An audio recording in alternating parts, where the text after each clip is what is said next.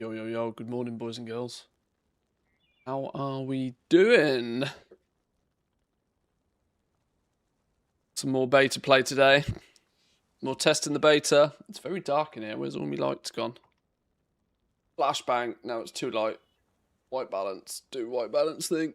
Here we go. Good morning, good morning. The day...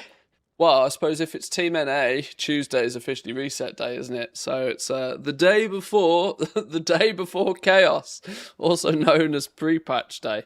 It's gonna be a fun one tomorrow, isn't it? I don't know if there's really anything I need to do particularly. The reality is that as far as retail's concerned, I don't think I'm gonna be doing a huge lot. We'll have a little poke around on retail, but I genuinely think tomorrow retail is going to be so goddamn broken, it might be worth almost not trying to do too much tomorrow. All add-ons will be broken, flipping UI will be all over the place, damn flipping stat squish and everything will be causing chaos. It'll be fun to see it, but I don't think trying to proactively play the game tomorrow is going to be a good idea. But we've got loads of stuff to do on beta. Today I want to add Enchanting to the list. We took a little bit of a look at a sort of concentration build for jewel crafting yesterday. Went quite well. I think I've sort of found the format that I want to use. I think we need to, start cracking the big one, don't we? We need to start looking at the big one, the one that everybody is going to want to pay attention to, and that's going to be Enchanting. Did you know there is a Twitch channel restreaming my VODs? Is there? Is there? Shocking performance. Who's the wonderfully handsome goblin that's given away 1 million gold on that channel if you lurk there for a while? Help the channel get off the ground. Good morning, welcome in. Fishing today? No. No, absolutely not. Absolutely not on the fishing, no. We will have to do some fishing, but there's far too many busy things ahead on my schedule than fishing right now. Taking the hive mind is doing my head in a bit. I've never looked into getting the hive mind, but there's a bunch of like mini games and puzzles and stuff you got to figure out. And if you're trying to do it on 5 characters, I guess you got to do the whole thing 5 times, right? Which could drive you insane, I could see. The added spend undercoins. Is that a thing to do today? They added a mat into the lumber. You're talking about the... Yeah, I saw the Wowhead article about it. What was it called? Yeah, nuke your WTF folder. I mean, that's not that's not sound financial advice, but duplicate it. Sure, I don't think it's going to make a huge difference. Back up your UIs. Well, I mean, tomorrow it's a go-go, right? Isn't it? It's all go. There's no turning back after tomorrow. If shit doesn't work after tomorrow, then it just doesn't work.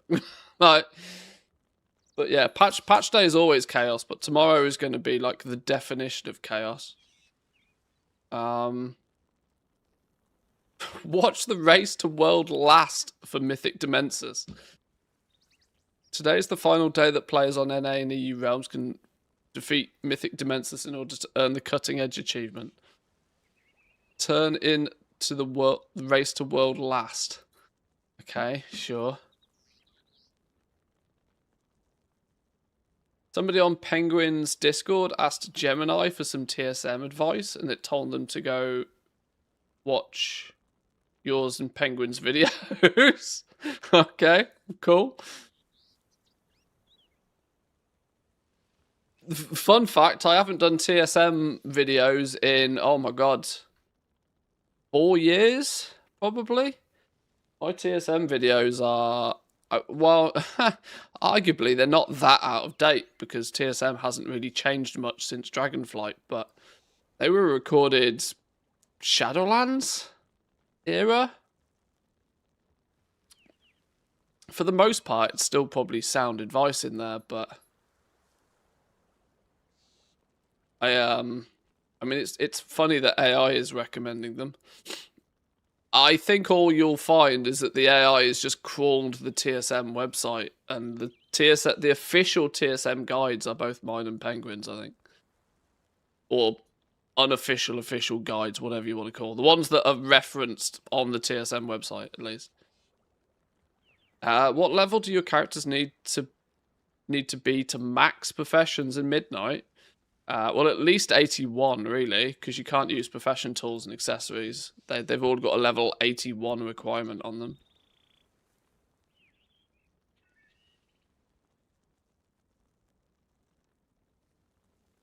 Where's the... Yeah. Request additional materials from lumberjacks with essence of lumber in Midnight.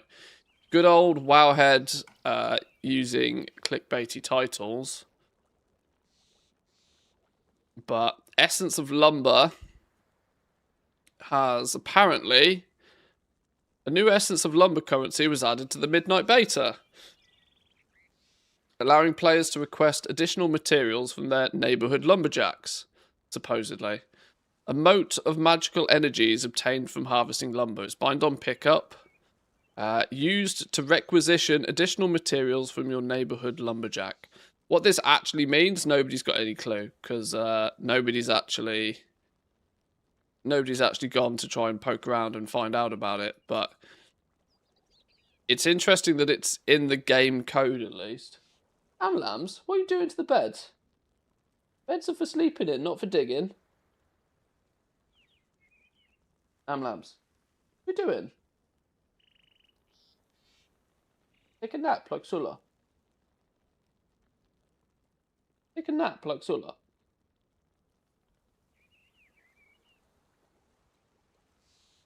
Clearly an interesting smell in the bed that's not her. There's a mouse or something.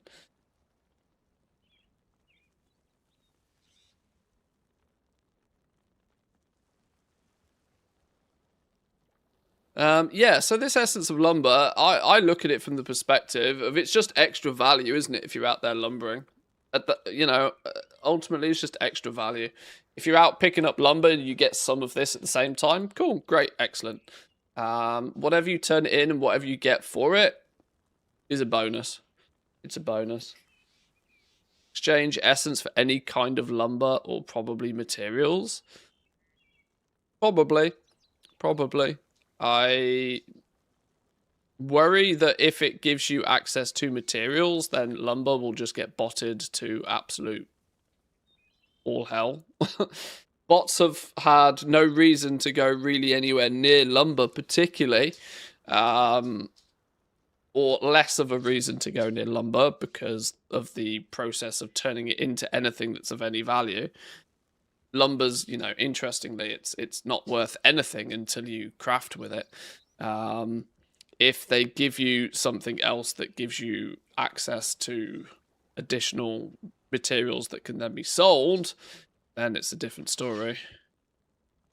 Any gathering professions plagued with botting, sadly? Yeah, I would agree in normal terms, but like I said, the fact that you have to do something with lumber before it's worth anything at all means that it's a deterrent, if nothing else, to bots. Keeping the gathering of lumber and the crafting of decor a little bit purer without the waters being tainted by bots, but we'll see what this ends up being. It could be something for the housing renown, housing XP or something, who knows. The fact that you can spend hours and hours and hours and hours and hours farming lumber and not get any sort of housing benefit or anything other than, I don't know. Yeah, who knows? We'll see. We might try and poke around and see what it consists of. There is a slight increase to lumber drop rates coming with pre-patch as well. An 8-hour maintenance, no surprise. Blizzard developers on redesigning the world for the last Titan expansion. Blizzard devs describe how they are redesigning the world for the upcoming Last Titan expansion. Interesting.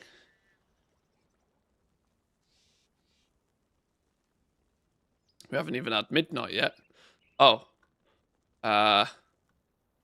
Okay.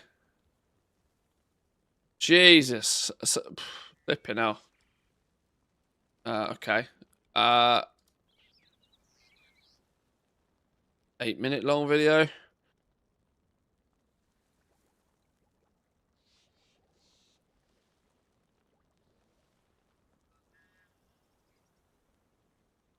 This seems this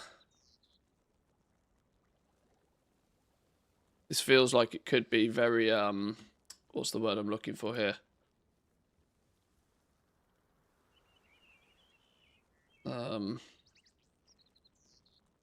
That one.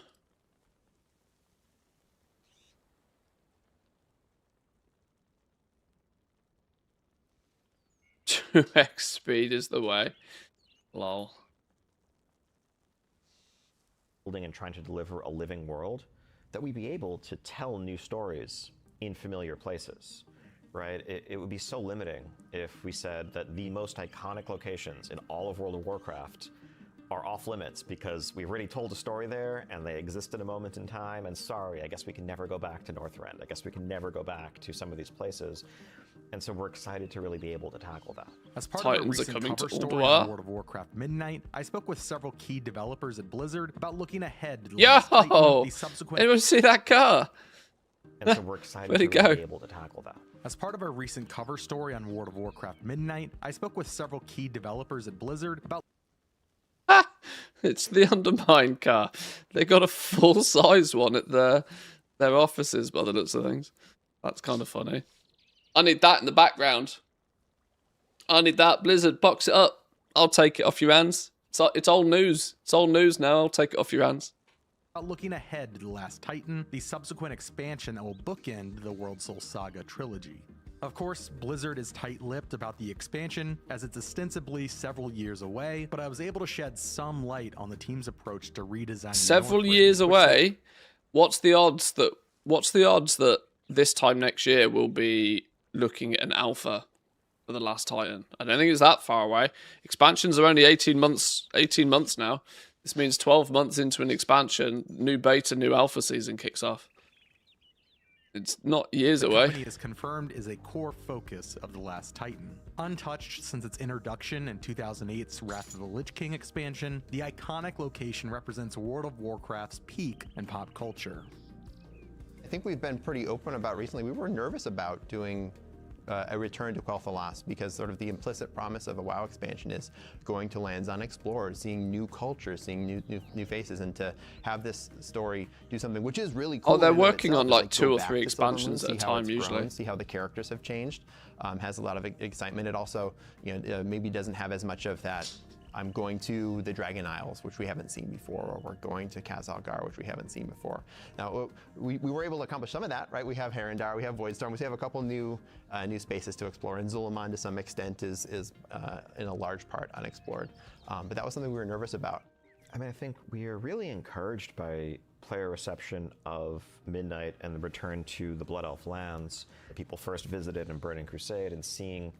Eversong Woods has been, along with Silvermoon City, in my opinion, has been redesigned so well, you actually quite quickly forget that it's not a brand new zone.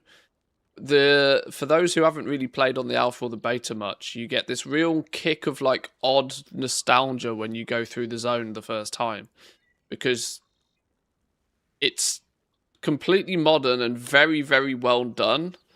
And you're like, this feels comfortable. I feel like I've been here before, but it doesn't at the same time feel like they've just up-resed the graphics. They've actually done to give Blizzard some credit, they've done a really good job of redesigning these zones.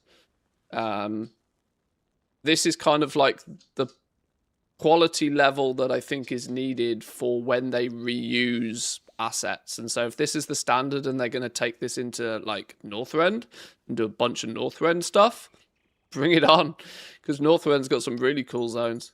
What's become of them, and getting to explore an updated and reimagined version of them. I think that's, we've learned a lot of lessons from doing that, and that's going to inform our approach to Northrend or other places we may revisit down the line. I think it's about striking a balance between nostalgia and freshness, having those familiar anchors the players are looking for and can't wait to see in fully modern fidelity, but also having expanded areas, clearly transformed areas, in a way that makes it abundantly clear that this is a lot of time has passed, we're telling a different story this time around, and this isn't just the same place that you already know all about. And when returning to a place like that, how do you go about choosing, whether it's Northrend or elsewhere, like how do you go about, oh, we're gonna touch this space, we're not going to touch this space? You could cheese it. We'll talk much more about the details of Northrend execution down the line, but we're in progress on it. I think we definitely need to be very mindful of borders and like contiguous land masses and transitions. I think we would never want a situation where a player is, standing in one spot and then they walk 20 yards in that direction or 200 yards in that direction, and suddenly they're like in the middle of stuff that was built 20 years ago, right? And so even if we as we thought about where we were going to draw these lines, part of why we made sure that we were bringing in both Eversong and the Ghostlands and kind of combining those into our new. What they're going to do for Northrend then? Part of why we. What zones are we thinking? If they're going to do that, what zones are you thinking for Northrend that they would reimagine in a way that they can order off, so there isn't that weird jar of new to old? I mean, Storm Peaks has got to be one, right? Storm Peaks was naturally kind of walled off anyway, because you had to have flying to enter Storm Peaks, didn't you, really? It was like high up in the mountains. Ungro, is it Ungro? It's not Ungro Crater, is it? What's the Sholazar Basin? Sholazar Basin is it's just a forest though, isn't it? Does a forest really need reimagining? I don't think it really does. Grizzly Hills for sure. People still gush about that area to this day. Grizzly Hills was very cool, yeah. Hot take, but if they redesign Northrend, Wrath Remix next? Maybe. Wrath didn't... I think a Wrath remix is difficult. I think they picked Mr. Pandaria as the first remix because it was the first, like, modern one. Like, Wrath remix does, like, things that they added in... What would they do with Wrath remix? I don't know.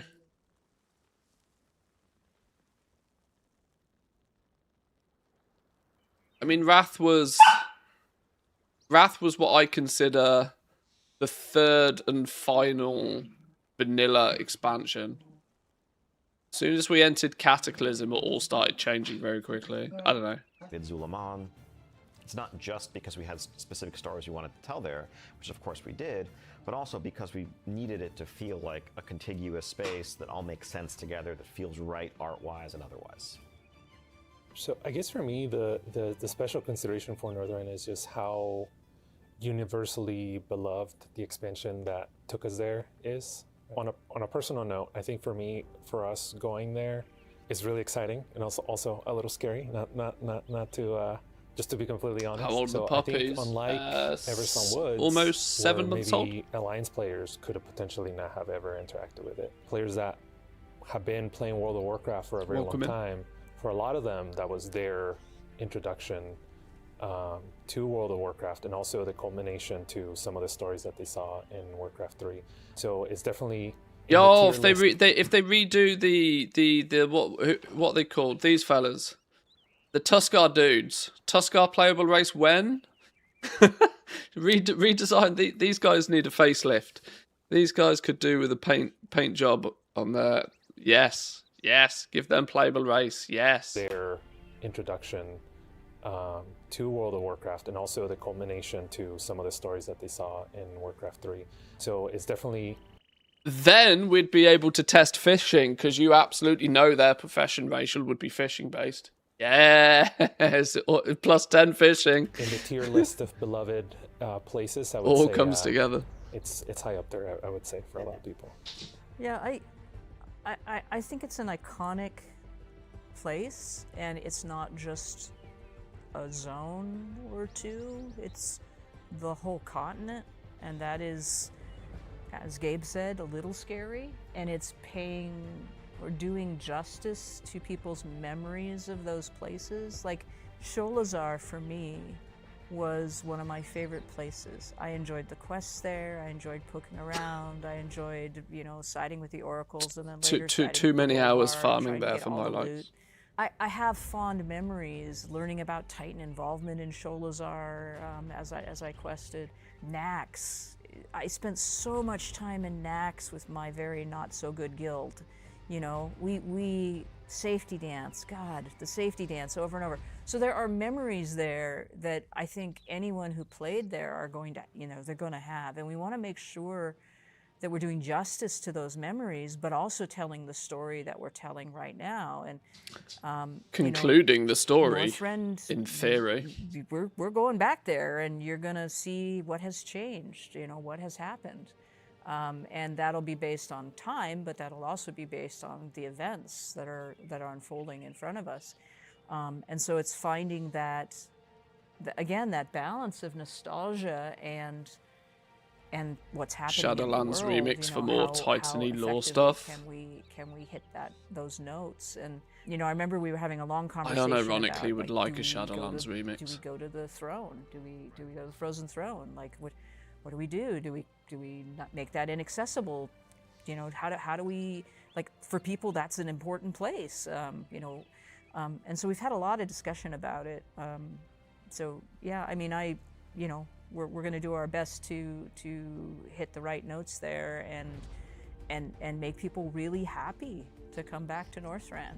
But looking even back at like Kalimdor, Eastern Kingdoms, all these legacy places have such like a history to them, and knowing that people have been so excited about it and seeing folks' feedback on the beta and earlier on in alpha. Concluding the storyline, not ending WoW.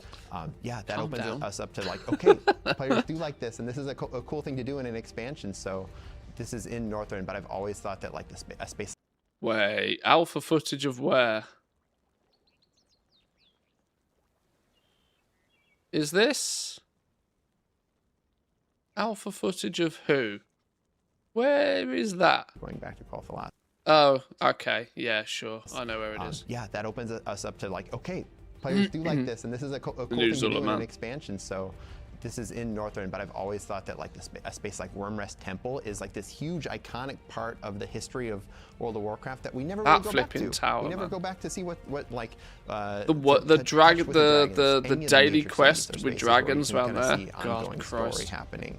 And then just the iconic zones. I mean, there's like big spaces like, you know, Elwyn Forest and Durotar, which house the major stories, but like even far-flung places like Stone Talon Mountains has a long storied history of there was black dragons under those mountains, and there's crazy stuff that went on in Warcraft 3 that we can come back and tell these stories on an ongoing basis. So yeah, I'm hopeful that we can continue to sort of pepper stories around the rest of the world and hit some of these legacy zones that we know and love. Dun dun dun. We will see. We will see. Could be interesting times going back to Northrend. If like I said, with what they've done so far with Silvermoon and Eversong Woods, they take that same level of care with the Northrend zones. Could be very good. Could be very good. Very good. Exciting times. Has anybody managed to pull items via the mail from Remix? I mean, that shouldn't be possible, should it? Because characters are converted to boost characters and everything's wiped. Although, you might be right. You might be able to sneak things through somehow. I hadn't even thought about it. Is Remix officially finished now then? It must be. I had mail pending on Remix. Oh, I see. Okay. Yeah, it's gonna be another while before a Remix now then, isn't it? It's gonna be another expansion length of time. Did people excluding people who excluding those that probably cooked themselves trying to level 1 billion alts in Remix? What did people think about Remix? Did they like it? Overall? I had a lot of fun with Legion Remix at the beginning, as I knew I would, leveling up the character, getting strong. But it fell off a cliff for me real fast.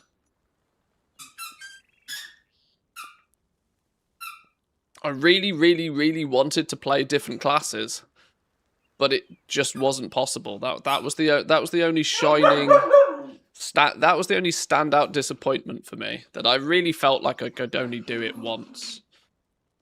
It was easier than Mop Remix, and I enjoyed that. Do you think it was easier?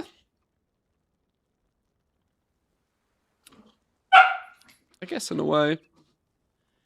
Yeah, it definitely felt more grindy to me than Panda Remix, but by a long shot. I didn't have the desire to. I didn't grind 999 verse. I got to 250, 300 verse and didn't really see why I should go any further. I was already one-shotting everything in existence.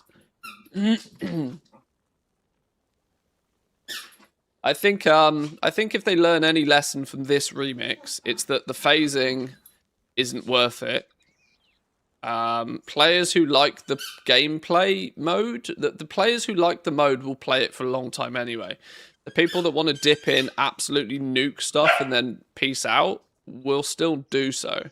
I don't think the phases really added any value in any way, shape or form, nor do I believe that they would have like positively affected like engagement metrics.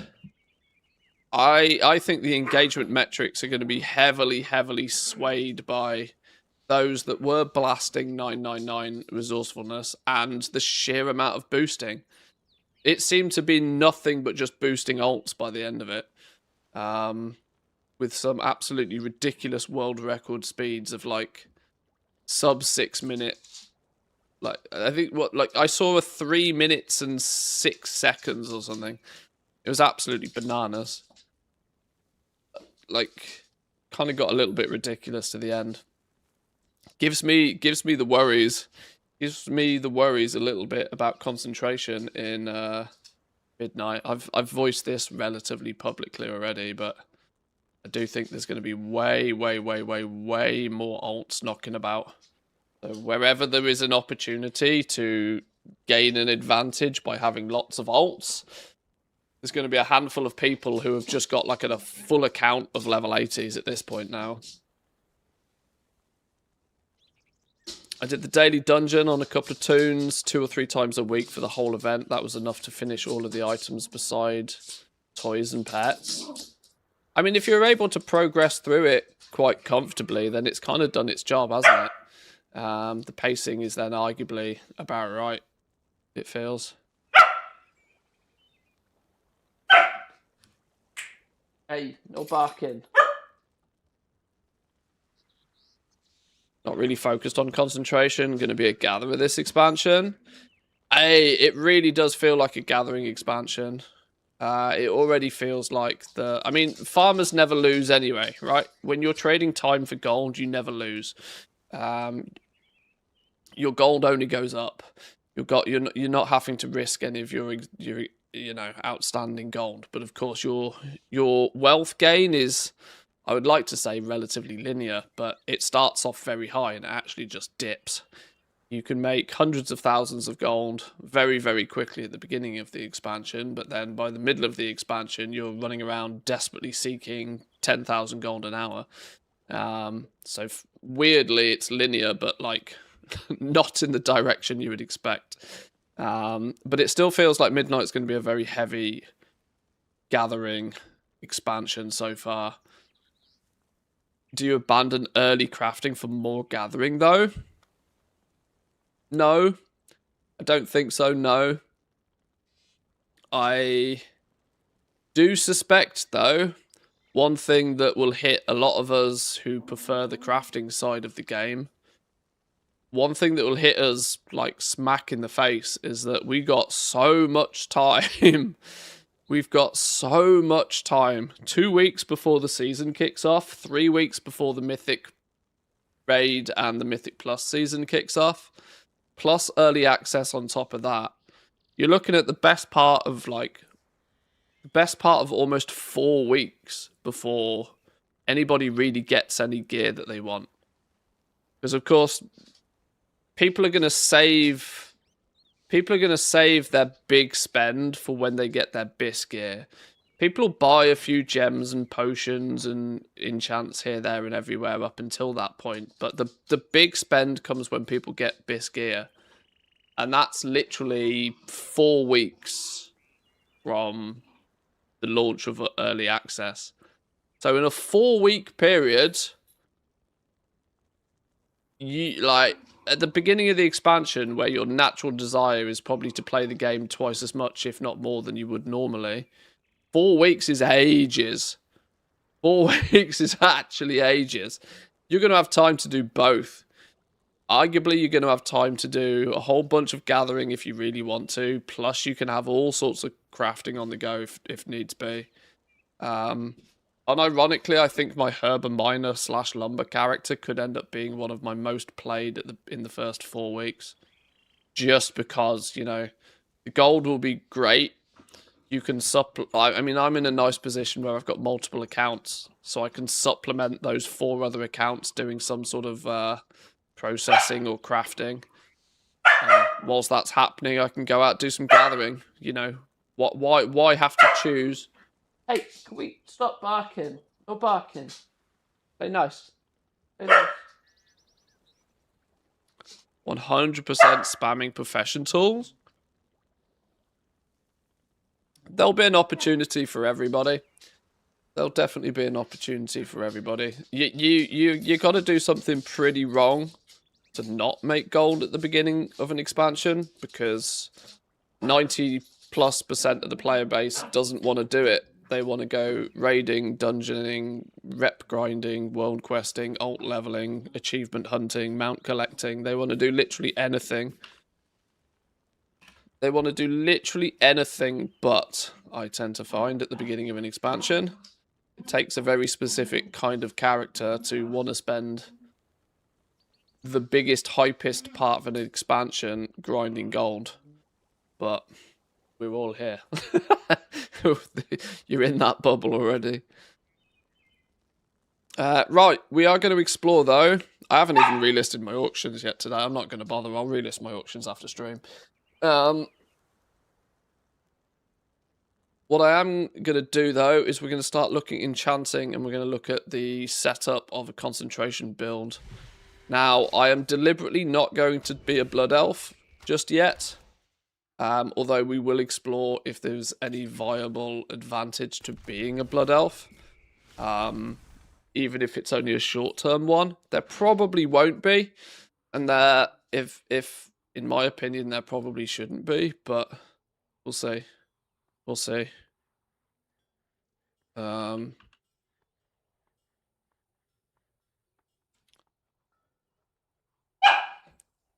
No way Enchant Conc is a character name that's still available. Lol.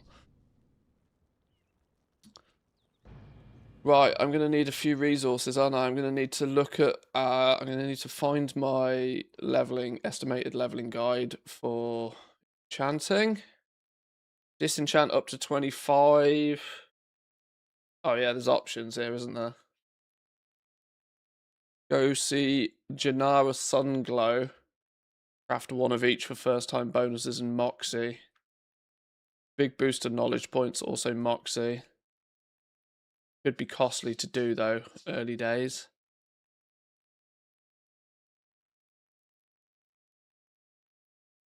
Been following the guides, been making a fair bit of gold regularly. Thank you for everything. Oh, you're very welcome. Thank you very much. I appreciate the support. I put those Trinkets. Oh my god, trinkets. The Goblin Guide to Midnight is not finished by any means, but it's nearly in a state to where I can sort of early access it. So those of you that are already gold goblins, there'll be an early release version of next guide soon. few days. I wanted to get it out for tomorrow. I don't think I'm going to have enough time today to get it to a point where it's ready to let people start looking through it. But we'll see. Blizz move is the only thing we're going to want here, aren't we?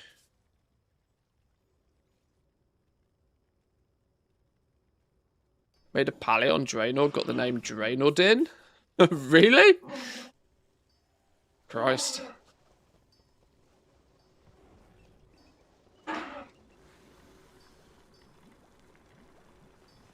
I'm not sure how, if any, the dogs come through on the mic because I have the noise gate set up, but if I'm talking, you'll probably hear growling in the background. They'll chill out eventually.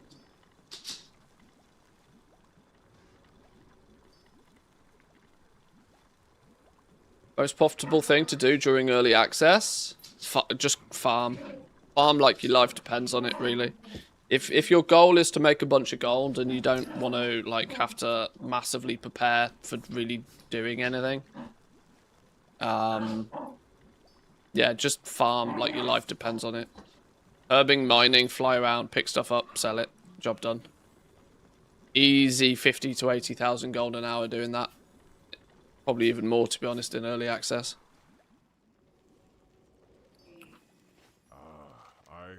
Just the thing. That said, you can achieve similar numbers by running around picking up lumber right now. So there's arguably no need to wait. there's a small part of me that thinks a lot of people are missing the boat. The fact that housing has launched way ahead of time. There's part of me that really feels that the good gold making is already happening now. And that some people are going to be really gutted that they quote-unquote missed the boat. Because they slept on housing, slept on decor. Hey, can we stop barking? Shush.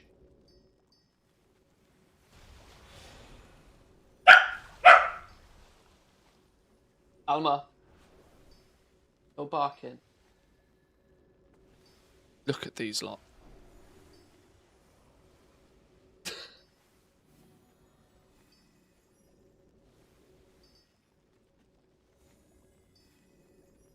One tennis ball, 3 dogs. That's why they're barking.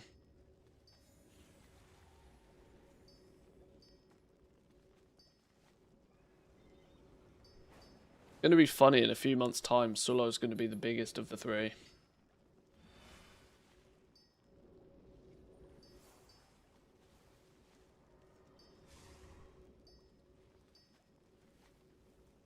I want to pet them so bad.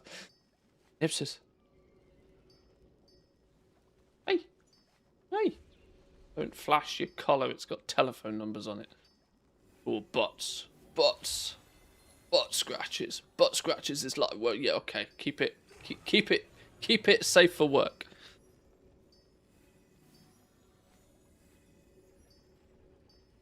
It's not about the tennis ball. It's about sending a message.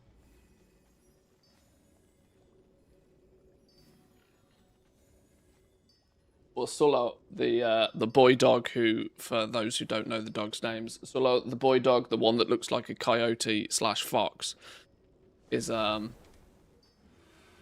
his actual. The reason he has a pink collar is because his actual name's Mr. Pink, so we kind of have pink in the brain. Although Amalams doesn't really have that much brains. Stop flashing your shot collar. Ah. You got me. The winds guide you. Ancestors watch over you. Right. Do we suspect... Well, I suppose the first thing to do is actually to assess exactly what is the best plan of action with a concentration alt recipe-wise. Since there will clearly be a couple of recipes that end up standing out. Weapon enchants are always a big one. They pop off fast. That's usually on the basis of that if anybody's going to make a piece of crafted gear, it's usually a weapon. And you usually tend to find boosting the power of your weapon is like significantly more valuable than anything else. So any of the weapon enchants feel like they could be potential candidates for something that you might want to push towards with concentration. Agi, Mastery, Haste, Phoenix Flyer inflicts it's a dot before going boom.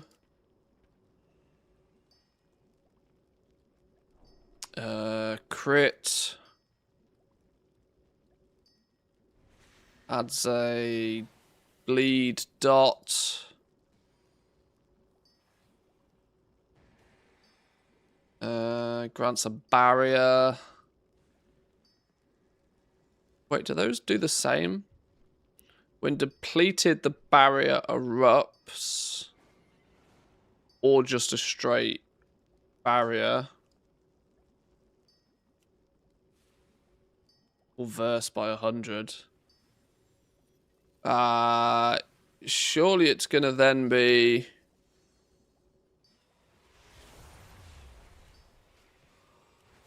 I don't know, they're all relatively... Here's a bunch of secondary stats, aren't they? They all feel... No, they all broken up into different areas. We got Silver Moon, or... Let's look at this for a second. Silver Moon for the Agi. Mastery is Silver Moon. Haste is Zulaman. Or Armani. Marnie. Not Armani. There's no R in it.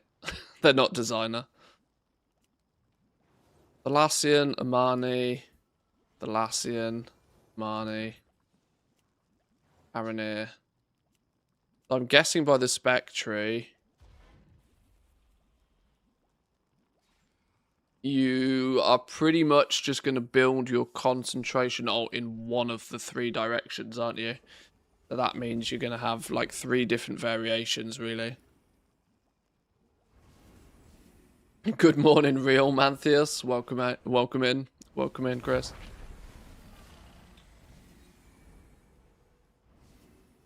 Now, interestingly, with different to what we were doing yesterday with Jawn crafting, where because you can multi-craft, you multi-craft. You don't multi-craft on enchants, do you? So the question then becomes, then it's a little bit more of a toss-up between resourcefulness and ingenuity, based upon which one you can make more potent for the least amount of spend, really.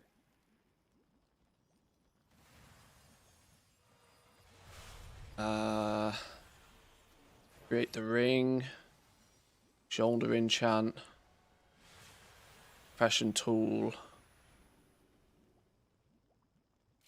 ring, boots, tool, chest, helm, tool. Is there nowhere that grants you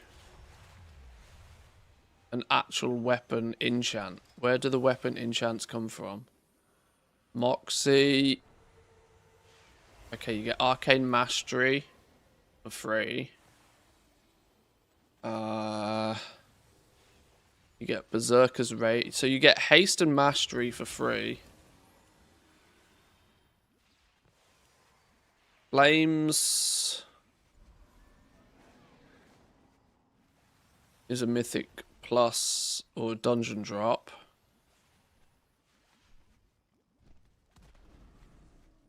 Yanali, the Precision one. Okay, crit. Okay, you get the secondary stat ones. Mastery, Haste, and Crit. You get just by leveling up.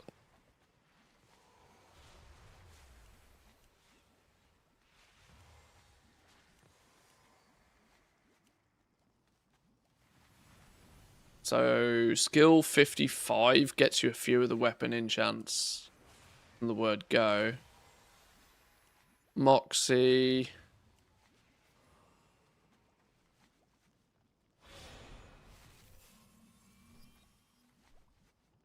Okay, interestingly, that doesn't look like... This is the raid drop. But it's only the healer one that comes from the raid. Okay. Did they fix the buggy dual crafting nodes? No, not yet. Not yet. We haven't had a build in like nearly 4 weeks, so... if it was broken once upon a time, it's still broken now. When we get the next build, it'll be hopefully a few things will be fixed. Okay. Skill 55 is going to give you a variety at least. 1, 2, 3, 4. You're going to have 4 weapon enchants to tinker with just by leveling up to 55. Now, of course, the ones that probably will end up making the best money will be the ones that don't come from the trainers, but at least it's a very good start. It's the foundation for your concentration alt. So it looks like skill 55 is a good skill to push for. That'll get you a selection of recipes. Okay. But the important thing is there is still some requirement to level up your enchanting first. Not like what we'll see with alchemy, where you don't even need a single skill. You can just go straight to the cauldron and buy a recipe. Now, in theory, there's lots and lots of options for concentration as well with this. You could arguably concentrate on a lot of these. The weapon enchants is just what I've sort of beelined towards, because we know categorically weapon enchants sell well.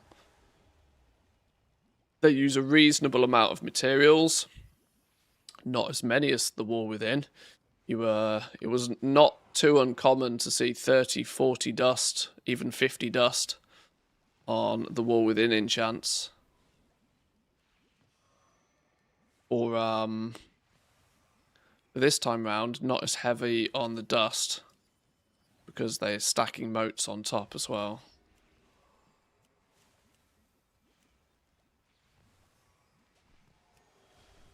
Okay, ring enchants is always another popular one.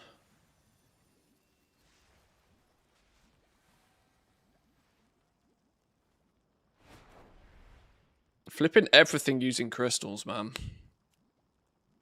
They've been really liberal with the use of crystals. Flipping hell, we better hope that Dark Moon trinkets are cheap enough to disenchant. Otherwise, we are absolutely up the creek for Dawn Crystal supply. Which is good for concentration, because if you think that there is a lack of Dawn Crystals in the first place, you better believe there'll be an even bigger lack of the high quality ones to make the good enchants. So concentration will come along and use all of the cheap ones. Or more readily available ones, at least. Okay. But almost regardless to which enchant you're going to go towards, you're probably going to want to stack out. You get 50... You need 50 knowledge points to fully cap the first one. Now, what we're not going to really need to do is push for skill. We're going to be much better off not worrying about skill. Unless it's to hit breakpoints. Once we're skill 55, we need to look at what some of the concentration numbers look like for some of these recipes. You only want to push for skill if it can cross a breakpoint for you. By that, I mean, like, if something costs 360 concentration, you're actually limited to only making 2 of them. But if you can get the concentration below 333 already, that then means you can make 3 of them with a full, with a full bar of concentration. That's one of those kind of breakpoints that's worth pushing a few knowledge points into skill to get that extra craft out.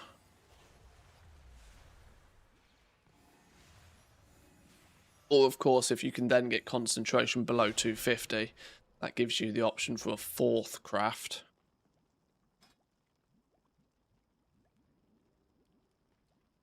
Now, these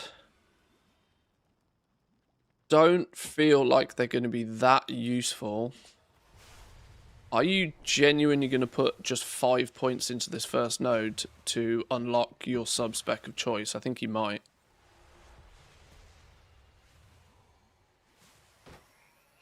Spent the first 2 weeks in the beta and went hard trying all the best ways to farm crystals. All I can say is the Dark Moon cards better be cheap. Yeah. I mean, you do get the epic upgrades on loot occasionally whilst leveling, once doing delves and that sort of stuff. But the point is there is no reliable source of them. And with the Mythic Plus season not opening for flipping ages, you'll have a zerg of epics from M0s. You'll have a zerg of epics once a week from people running their M0s, but, after that, the supply dries up.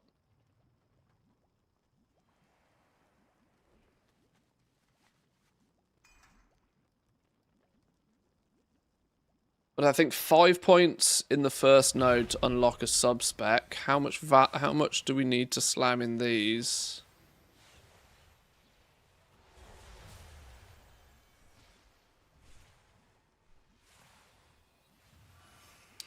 There's some resourcefulness at, what's that, 5, 10, 15 points in.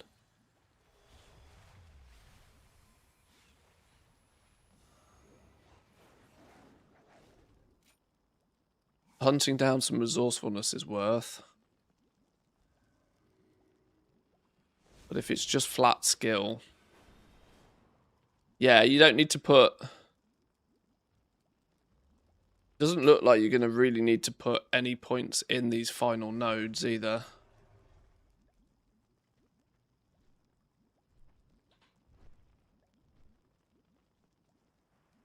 I think the best way to build out an enchanting concentration ult this time is to go for probably a wide selection, because you're not going to be able to mass produce. Look at what we're able to do in the War Within, for example. You were able to put almost full build a single enchant and then produce that enchant en masse.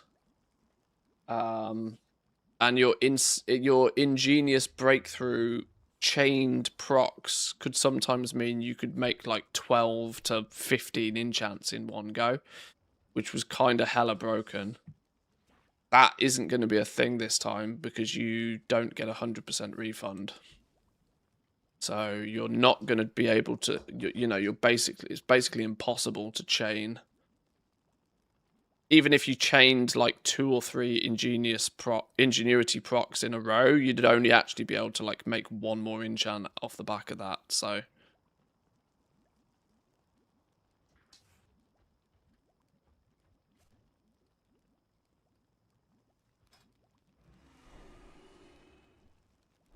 yeah, you get 70% refund is the best you can do with enchanting. So you would need 3 ingenuity procs to make 2 extra enchants, wouldn't you? 2 procs would give you 1 extra. 3 procs would give you 2 extra.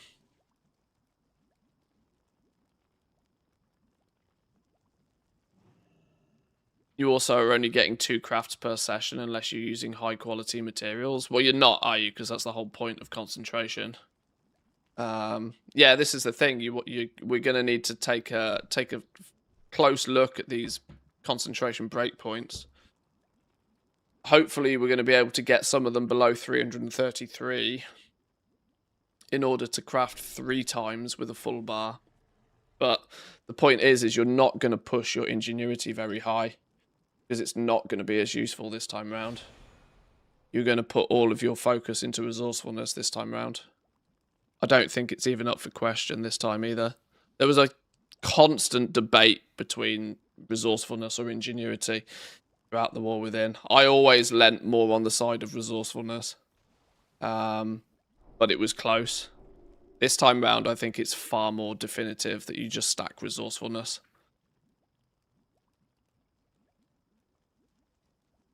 It will also be more consistent as well. Because with 100% refund, anytime you get a proc, 1 proc equals 1 free. It's actually very efficient if you can get 100% refund, but even a 99% refund, the efficiency just like tanks, because you then need 2 procs to craft 1 extra thing. And if you don't get that second proc, then most of that concentration is just going to go to waste. Because most people's routine is they log in every 4 days.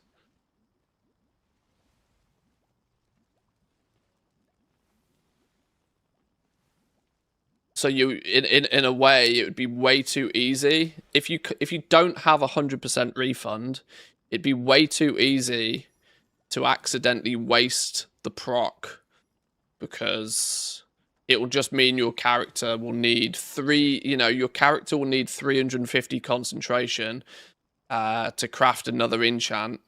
You'll have procced once, but it will still only give you like 280 concentration to spend, and you won't really be able to do anything with that 280 concentration. Which means by the time you come back 4 days later, you've actually wasted it.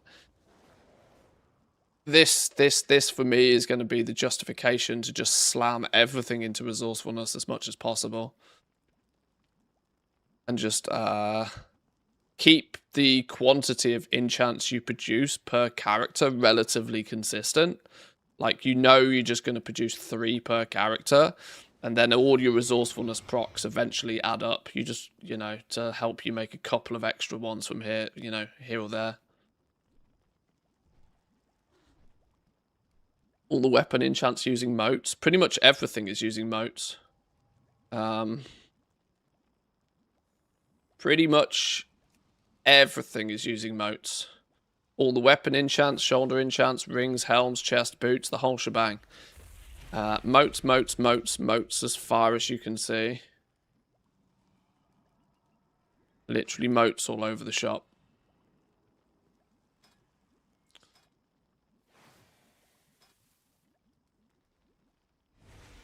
Now this does mean, how much emphasis do we put in Spellbound Shatterer? We have to understand that for the first few weeks, Enchanting concentration alts are not going to have an unlimited supply of knowledge points like we've kind of been used to in the War Within.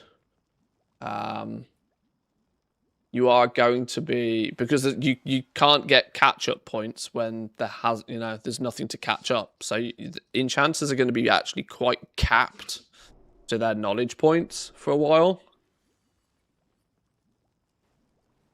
You're going to have to do the basics, but we're probably only going to have a maximum of, say, 80 knowledge points to play with.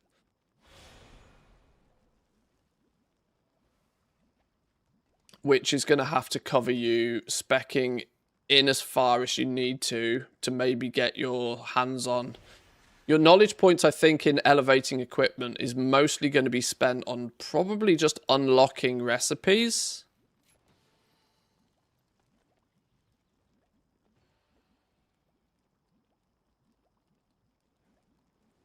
$15 points here. 15 points and 15 points is 45, which gives you 45 points plus 25 points. 70 points unlocks you 6 recipes from this tree.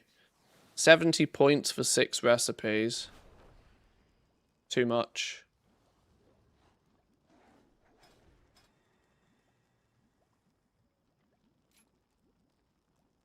Master the ability to utilize the shattered magical essences to supplement your crafting reagents, increasing your resourcefulness upon shattering a midnight essence. You'll gain +2 resourcefulness per point in this specialization for a short time. Resourcefulness refunds 5% more materials when crafting midnight formulas. So that increased proc on resourcefulness is actually even more of a reason to go into resourcefulness instead of ingenuity. By default, you get a 30% refund when resourcefulness procs. This would put it at a 35, 40, 45, 50.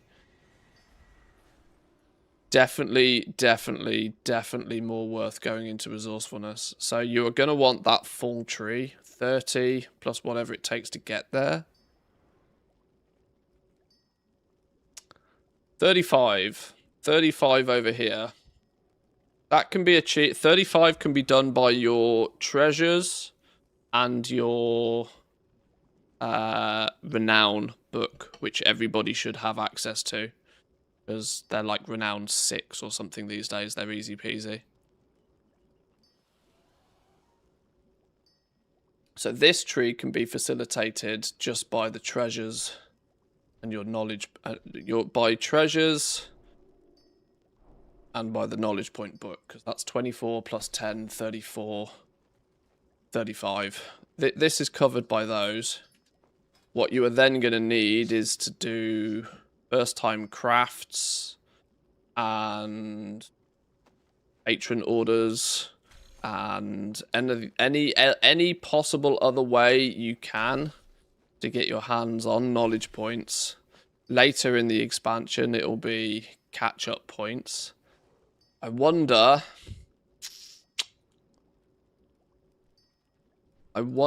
just how valuable harvesting these is going to be again. A mote and 2 dust for each one. There's like 25 of these, so there's like 25 knowledge points there. There's a part of me that's thinking that you will probably want to harvest those. You know what's weird? Enchanting's going to have quite the setup cost again. The setup cost for this is going to be pretty heavy. You got to level the profession to 50.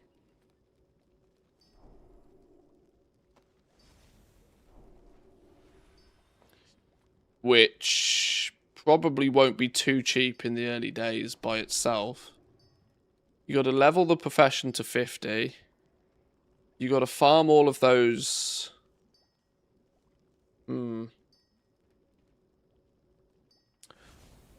Why do you need level 50 for concentration? Well, level 50. Well, it depends what recipe you're going for. But my thoughts behind this was that leveling your profession to 50 is going to give you at least 4 of the weapon enchants for free. Arcane Mastery, Berserker's Rage. 55. Precision. World Soul, Aegis. Now, you may not need to. But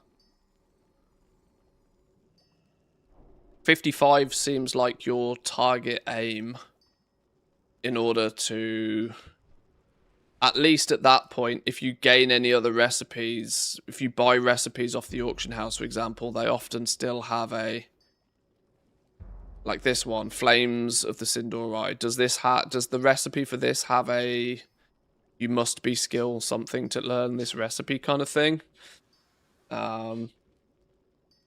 A lot of like BOE enchants will often have that requirement for you to be a certain skill to learn the recipe in the first place. 52. want to go 50.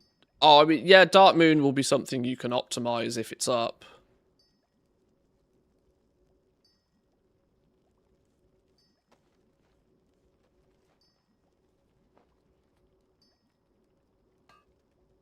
Yeah, even the basic setup for enchanting.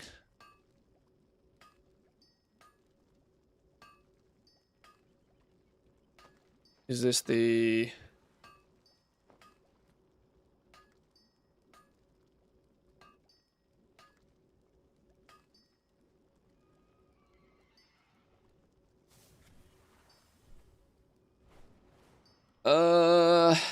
This doesn't indicate that it requires you to...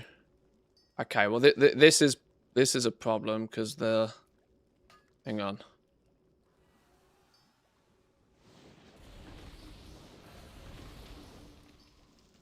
Yeah, there you go. Requires Midnight Enchanting 50. Don't read too much into these tooltips. These are Wowhead generated tooltips. They're often bullshit.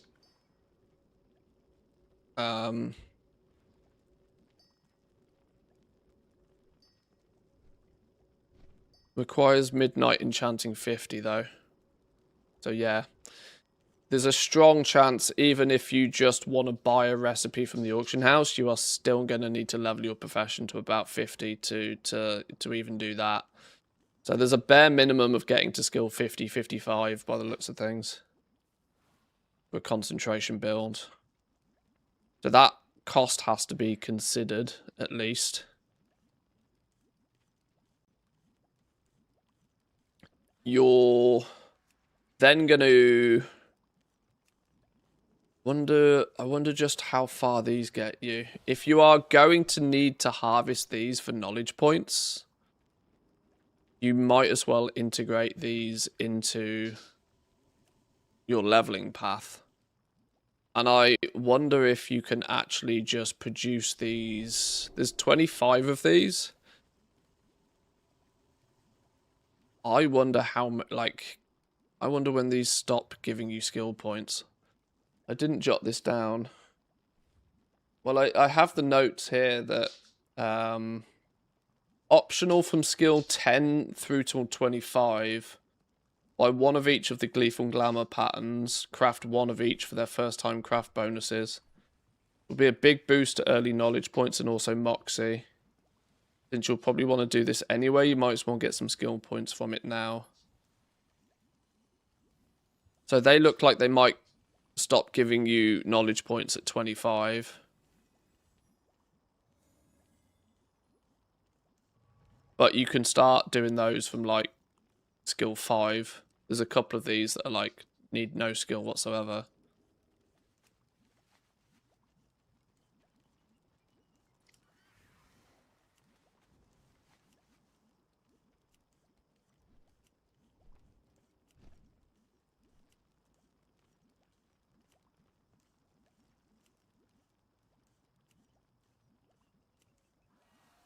I wonder if there's enough of them for you to convene. Oh, no. Now, look, you actually need... Ah, look, you need Midnight Enchanting 55 even. 40. You need higher... You're only going to be able to pick up a few of these. To get skill points off. But you are still probably going to want to craft one of each one for early knowledge points. I just don't think you can do much more than maybe the first 25 levels with these.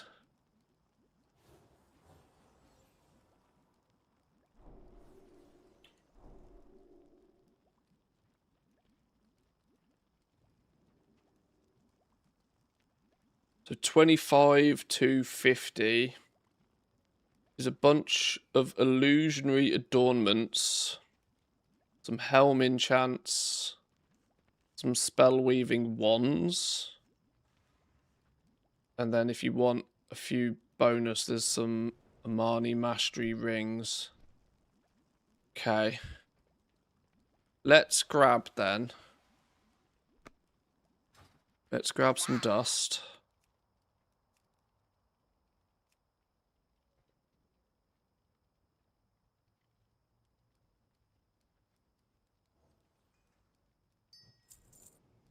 Grab 1,000 of each.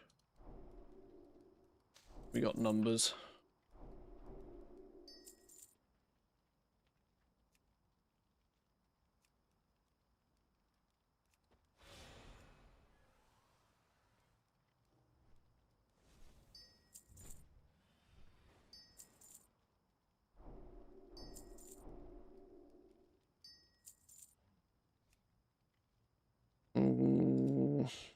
Where's the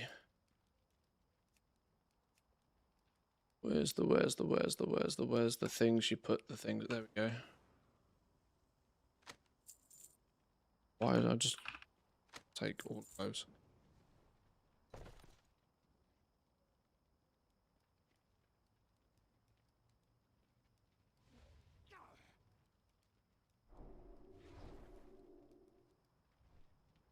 How many first craft points do we have on? Oh, there is no average. Like, alchemy has, like, none of them. But then something like engineering has 1 billion of them.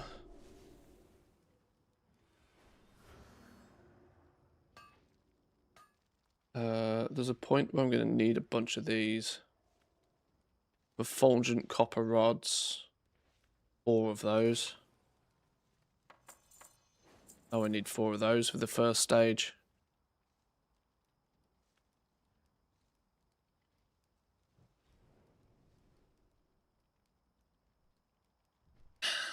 I've not looked at talents until now. What have they done to the warrior? Oh, it's like ability pruning is real. I tell you what, they've made enough changes to Beastmaster Hunters that for the first time in a very, very long time, I'm tempted to not main a BM Hunter. But I just can't put my main character down. So I'm just going to fight through it.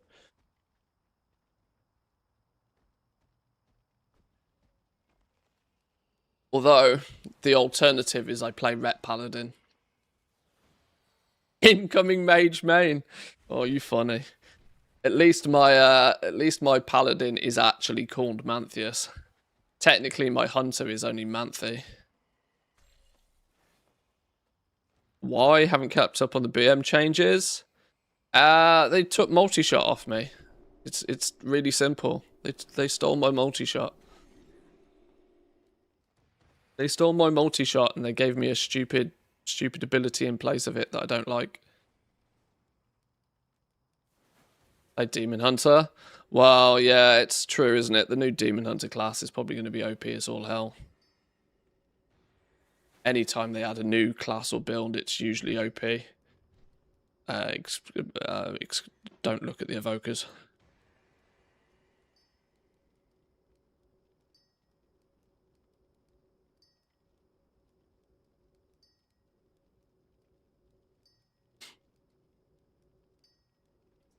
To be fair, removing your multi-shot will be a huge gold save on repair builds.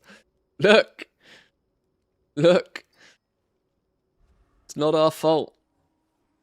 It's not our fault. It's not our fault the mobs run in the way. It's not our fault. You took barrage offers, right? Fair justification by taking barrage offers. But multi-shot? Come on. It's like 3 arrows. Something gets hit by them, then it's their fault. It's their fault. Rename the WTF in the add-on folder for a clean start. Yeah, I think a lot of people are going that route, aren't they? I kind of look forward to pruning add-ons, to be fair. Kind of looking forward to it.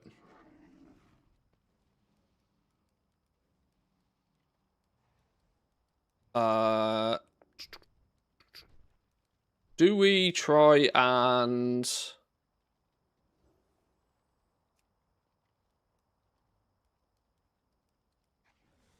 I need the item that gives me like 1,000 knowledge points. And I need the item, the brain. No, it's not the brain. That's the one that... It's the prism, isn't it? That I want. and one of these.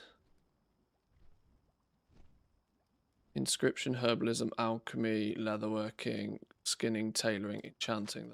One. We might also want some of these, but let's get the profession leveled first. Walk with the earth. This is going to be a good opportunity to just go through and double check and maybe jot down some estimated materials for this path as well.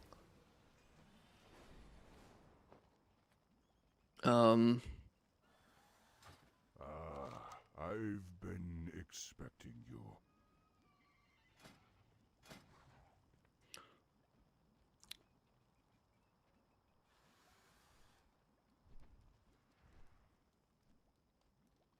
Uh, 4 times refulgent copper rod.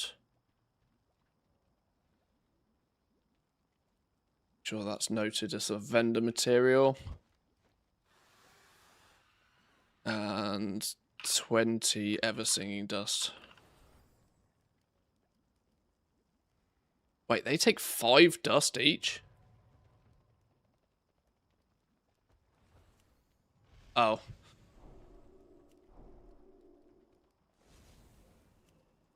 Okay. The reason we're doing this is because then we get to potentially equip one of these ourselves. Or at least then vendor them or sell them for probably more than what this will then get sold for.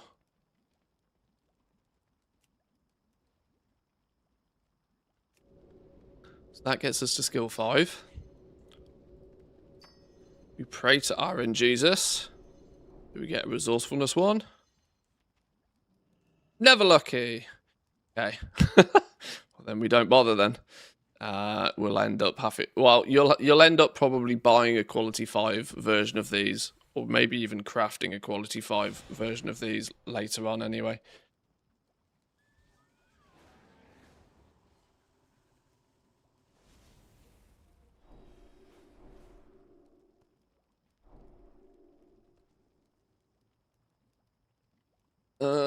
Now we've got the option. Do we go and buy the glamour recipes and craft one of every one of those?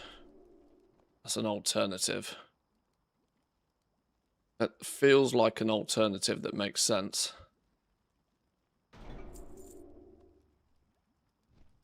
I want to go explore that situation.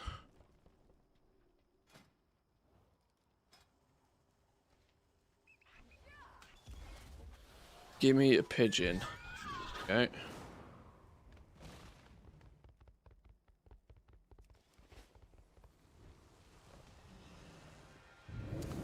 I'm glad they let us into Silvermoon City on these realms.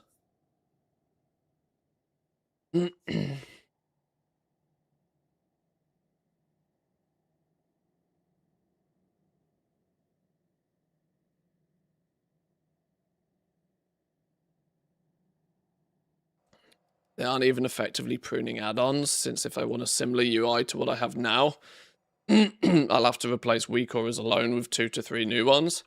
Yeah, the reliance on add-ons hasn't gone down by players. It's clear. It's just people are now going to have...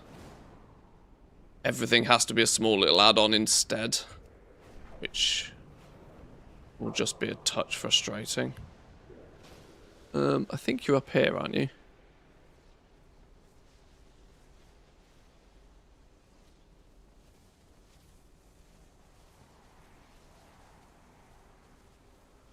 Swore you're around here somewhere.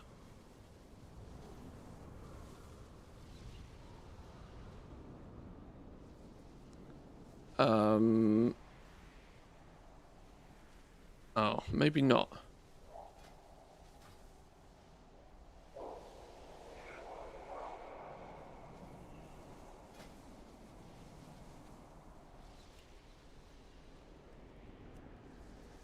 What are we looking for? Janara Sunglow.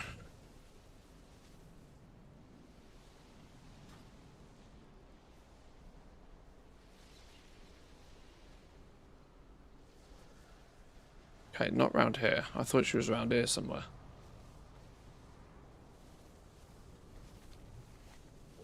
Okay, now I can't mount up. What's going on? Disconnected? Lag spiked? Have we effed? No, just lag spiked.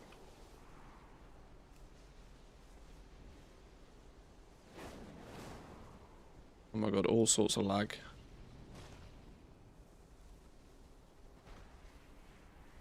Wow, the lag is outrageous. What's going on here?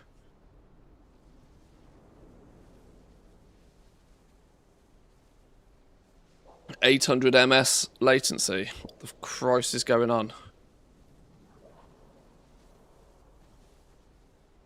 Where's this trainer? This is important information to know.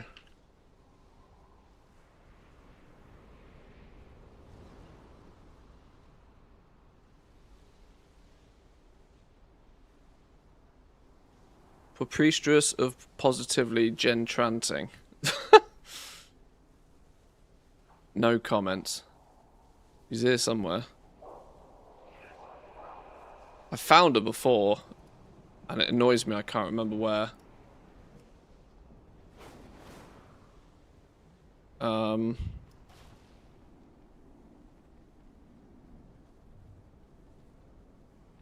You know the bullshit room?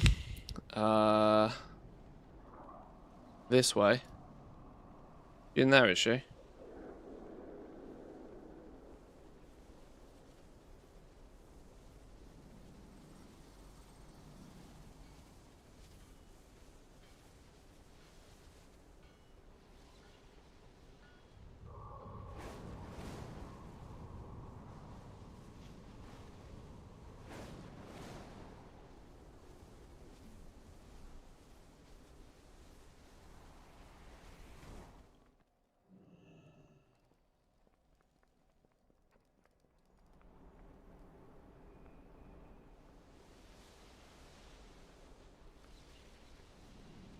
Second level, okay. Found here somewhere.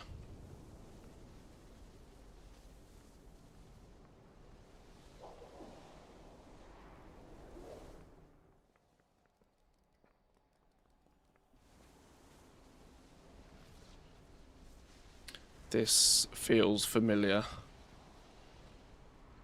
This feels familiar.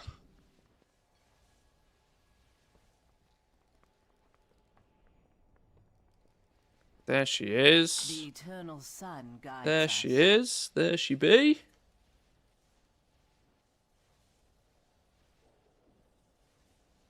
Thank you, Mr. Goldson.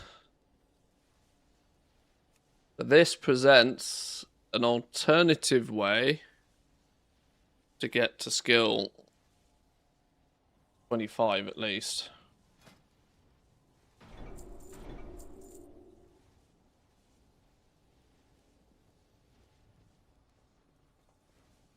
Now the question is though, is crafting these any cheaper than just following the natural leveling path anyway? Takes a mote and 2 pieces of dust. Well, for starters, it's less dust, which, let's not muck about, in early access is probably a good thing.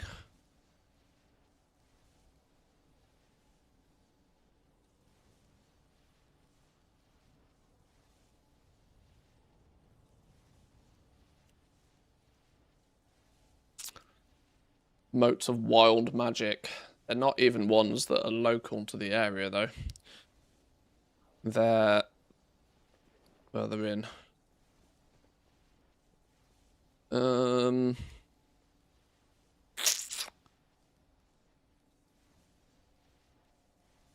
don't know how useful it's going to be to weave the craft of these in.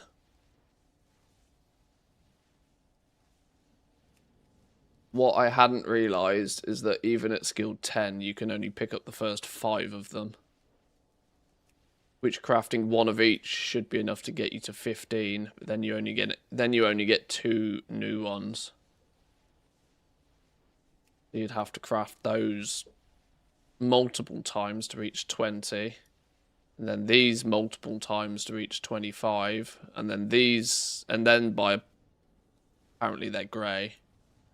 So I'm not actually convinced using these for leveling up, is that feasible? I think you're probably best off.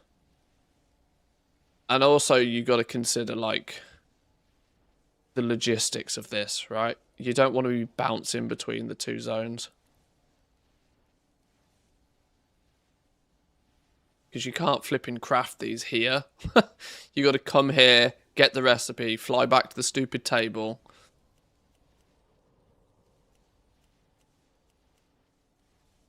So maybe you do just come back at the end and pick these up and use them to harvest first time crafts. And ignore the fact that you can technically gain skill points from them. I don't think the saving is going to be that important. But it's at least good to know where that is. So now we can level to about skill 50 au naturel. Is the enchanting one? Yeah. With perseverance, strength.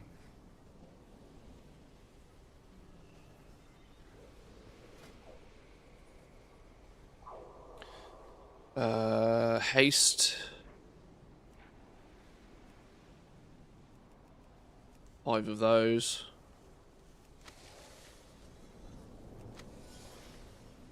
Which is 25. Ever singing dust. I need to rewrite this. Head to Silvermoon, buy one of each of the Gleeful Glamour patterns from Janawa's Sunglow and craft one of each for first time bonuses.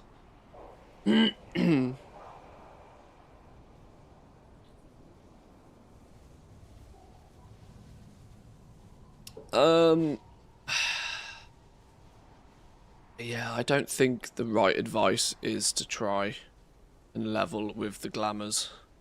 I think the advice is just go get them once you're able to get them all and craft one of all of them for first time knowledge points. If the knowledge point isn't worth the cost of 2 dust and 1 moat, then oh, quick question for people who have spent more time on the beta than me farming.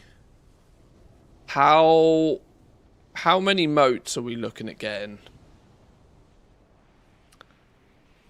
Are we looking at getting 200 moats an hour? Playing correctly, week 1. Because I want to try and figure out what these moats are going to cost.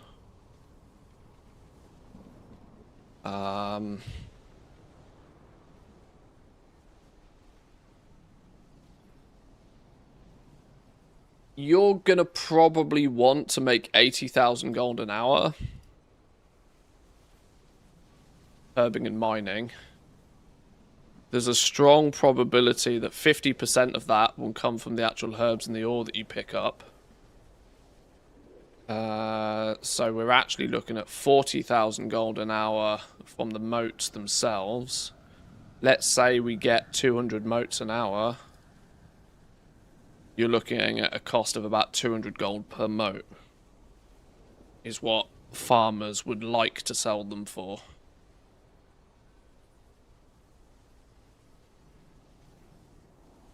Now I had a napkin math number in my head of like 150 to 200 gold, so that kind of works about right.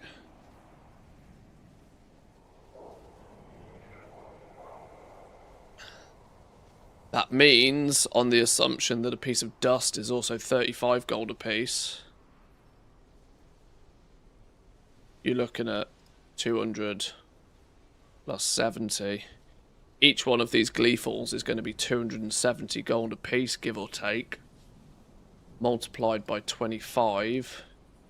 It's 7,000 gold to get 25 knowledge points and a bunch of moxie. Which for a concentration build is still more than acceptable. we will need to do some rough napkin maths on what we expect the cost of leveling an enchanter to be in the first place. But if we assume about 7,000 gold for one of each glamours, tack that onto the end rather than trying to weave it into the leveling makes more sense.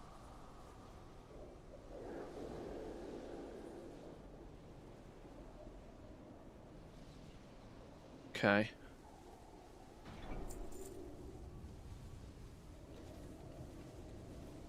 Uh, 10 through till we do verse 5.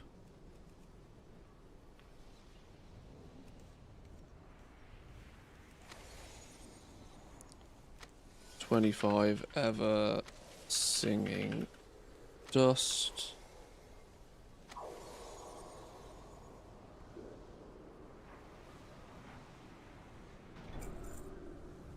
We do shoulders for 5. Shoulders or helm, doesn't matter, same mats.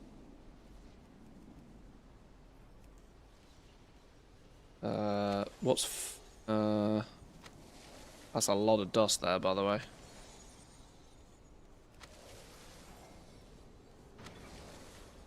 Five times 15, 75.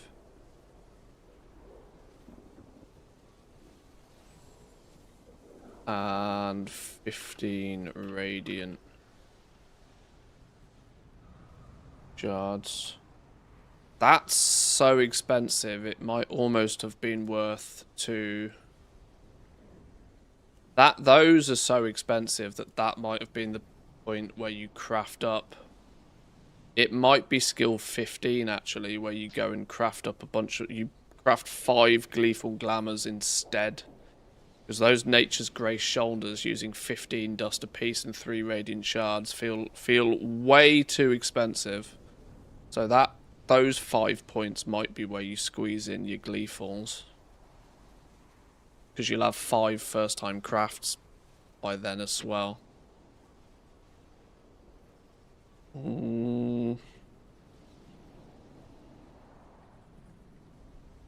That becomes where we slam in that optional skill 15 to 20.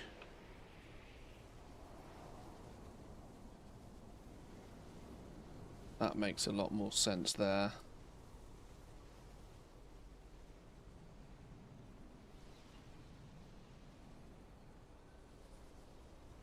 That'll use 5 moats and only 5 ever and 10 ever singing dust instead, which is going to be much cheaper. What are these runes of avoidance costing? Where have they gone? Why was I choosing to craft this one and not the weapon enchant? Haha, that would be why.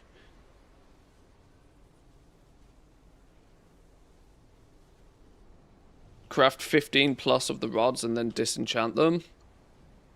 Probably the cheapest option, maybe weave in some of the first time crafts in between. Disenchanting gives skill up to 25. Yeah, I was wondering about disenchanting. I put notes at the beginning of my... I've got notes here at the beginning that disenchanting can give you skill all the way to 25. Which could quite probably be a way to do it, yeah. We can do a comparison. I'm going to level this a few times anyway in order to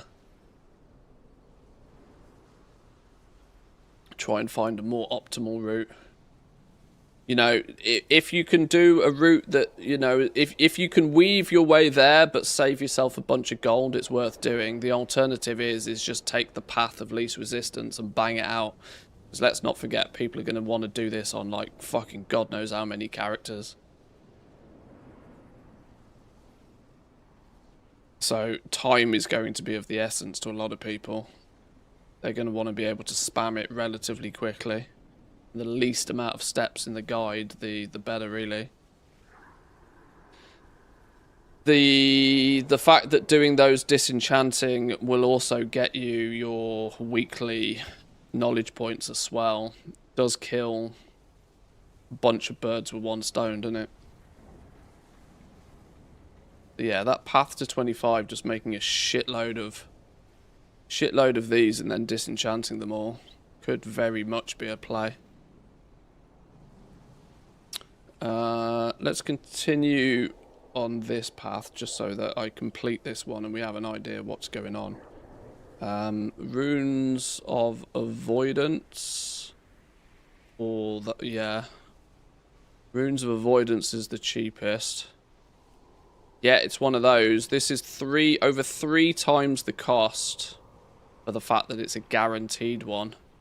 You could craft this 3 times and not get a skill point and you'd still win. So actually, the Gamba route even here is stronger.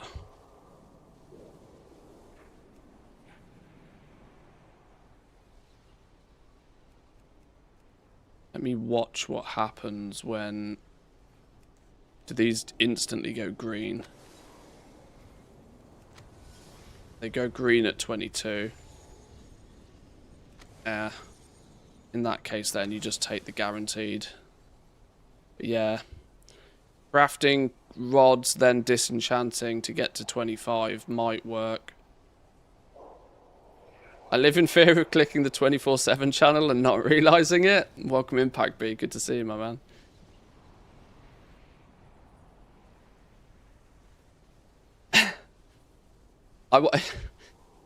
I want the channels to look similar enough that there's that clear and obvious link that one's the live channel, one's not the live channel, but I also don't want that to accidentally happen.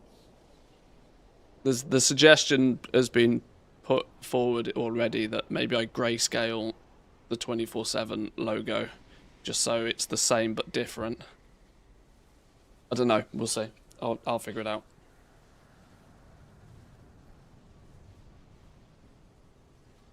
Now at skill 25, let me actually,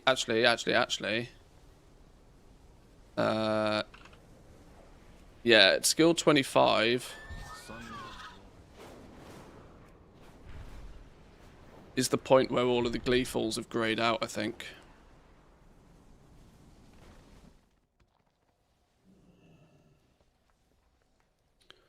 Wait, is this K-Chak 2.0? I'm not gonna lie, I did take some K-Chak running his lurk stream for the giveaway. Was partly influencing the 24/7 channel, but I've been thinking of doing something like this for quite a while. For two reasons really. There is, in my opinion, there is only a very small handful of content creators that do what myself, K-Chak, are known for doing. There's only a handful of us, and I tend to find myself personally, I spend an awful lot of the day maybe wanting to watch a stream, but they're not being... I mean, obviously for me, watching myself is obviously weird, but there's large parts of the day where I personally would like to watch somebody streaming this kind of content, but nobody's online. I tune into Goldzon on a Saturday morning. I drink my coffee on a Saturday. If I don't stream myself, I sit down and I watch Goldzon on a Saturday morning.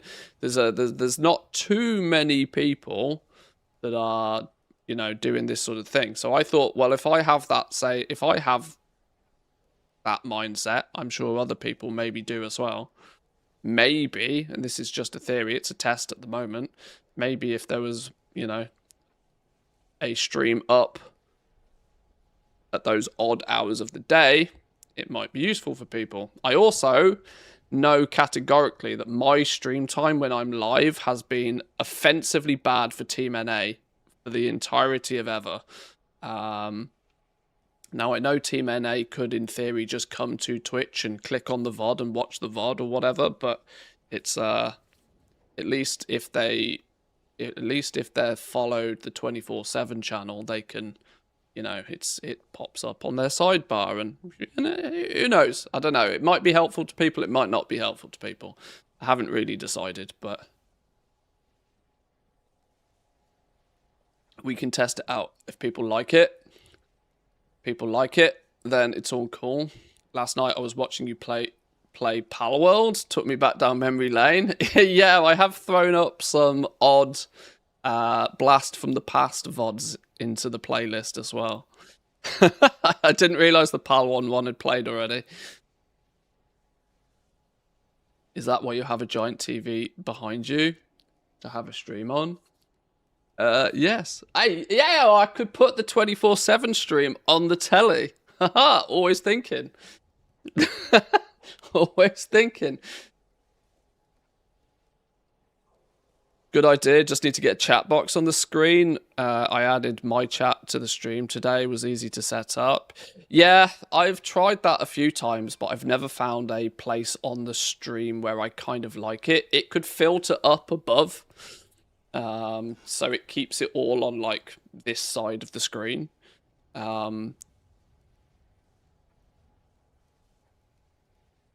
That's a possibility. Streamer TV streaming the 24/7. Well, that's real streamception, that is. Is it possible to add the date of the actual stream to the VOD so people know it's not live now? In theory, it's a stream. I can put on it whatever I want. I can put whatever I want on it.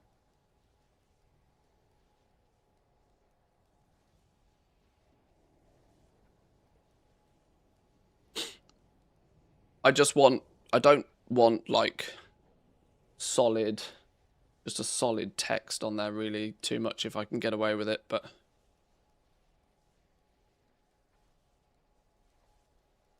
yeah, I didn't realize the Palworld VOD had already played. There's a couple extras in there. There's what else is in there? There is Early Access Day 1 of The War Within is a VOD that's in there. There's Rank 7 Madness, which was a VOD from back in Shadowlands when the Rank 7 Legendaries launched. That's a fun one to watch. The auction house on that is actually bananas. That's where we were doing like literally millions of gold an hour. There's the first episode of the Satisfactory playthrough. 11.2 patch day is also on the list. There's a few in there. There's a splattering of old VODs and more up-to-date VODs. They should intertwine every once in a while. There's a combination of relatively up-to-date stuff that you might have missed, and some blasts from the past.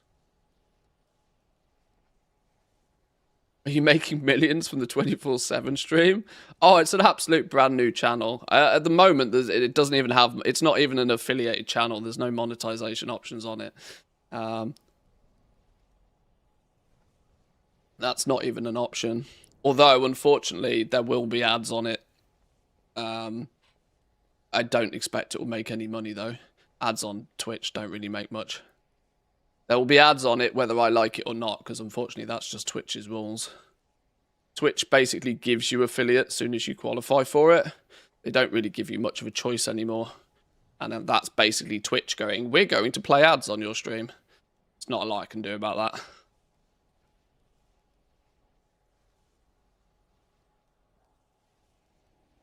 But that certainly wasn't the reason I added it.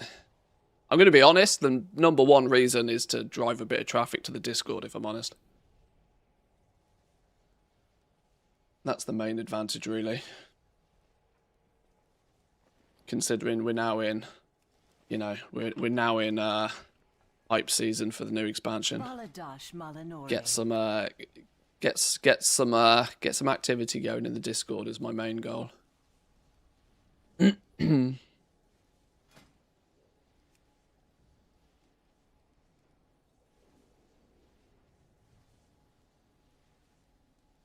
Dog behind you sleeps with lifted legs. Kind of hugging the wall.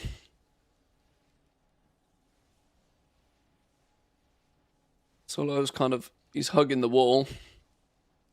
And then the other two are flops. Finally flops. I like being able to watch Manthe until I can watch Manthe, and then I watch Manthe after I watch Manthe. Does that sound horribly stalkerish? Hey, I wouldn't put my life online if it was weird.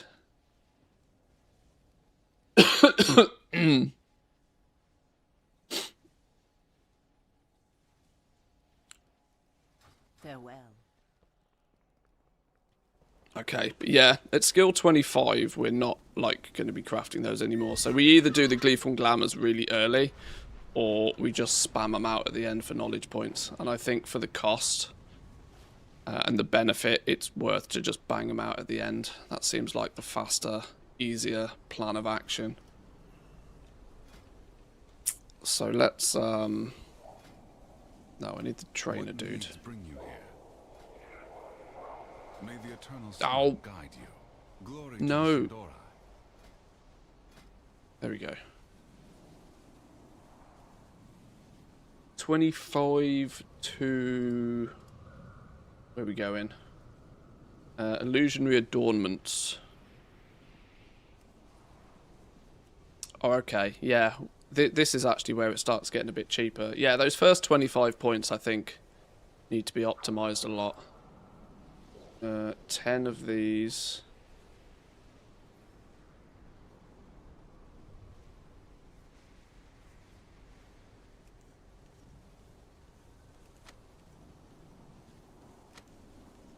Uh, 10 times Mote of Light. And 20 times Ever Sing Dust. This is why dust could be just like stupid expensive at the beginning though, because can you imagine how much dust is going to be consumed in the first few days of early access with everybody trying to set up these alts? It's going to be off the charts.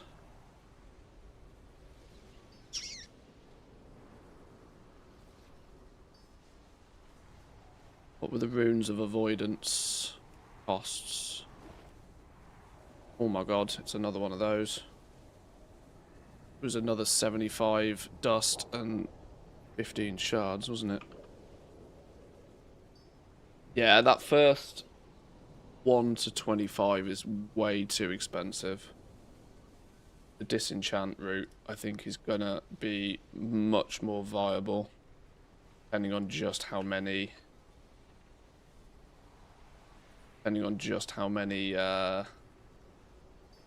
ones you have to make.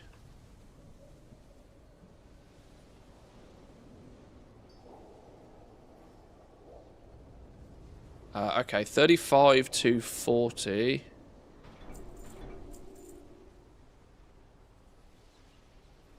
Hex of Leeching or Flight of the Eagle. Doesn't really matter. Speed by 26, Leech by 22. They're both tertiary enchants. We're once again in expensive mode. This is where there's maybe possibly a weird argument for maybe crafting the weapon enchants. Not that you will turn a profit selling these, but you might lose less, is the weird thought there. Because you can bet your ass if everybody creates 5 of these things on leveling, there is not going to be that many people that want flipping plus 26 speed on a pair of shoulders or 22 leech on a helm. In essence, meaning that these enchants will be in the bin in terms of price within minutes. They'll basically be vendor bait. That said, weapon enchants though, there's a good chance that you'll be able to sell a plus 100 haste weapon enchant, or at least a percentage of what it costs you. But is the extra cost, which one will you lose less on, is basically the question I'm getting at here.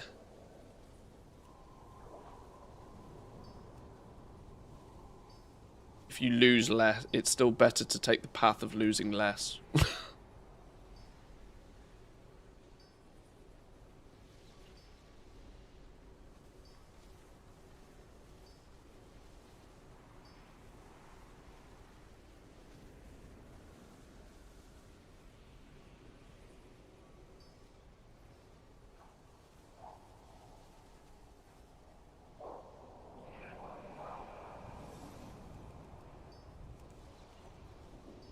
That will get us up to skill 40. Mr. Picoto, how we doing? Welcome in.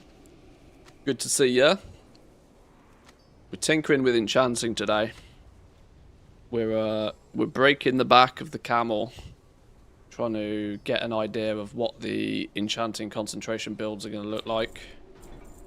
Since with Remix now being closed, there's about 1 billion people who are probably thinking about doing this.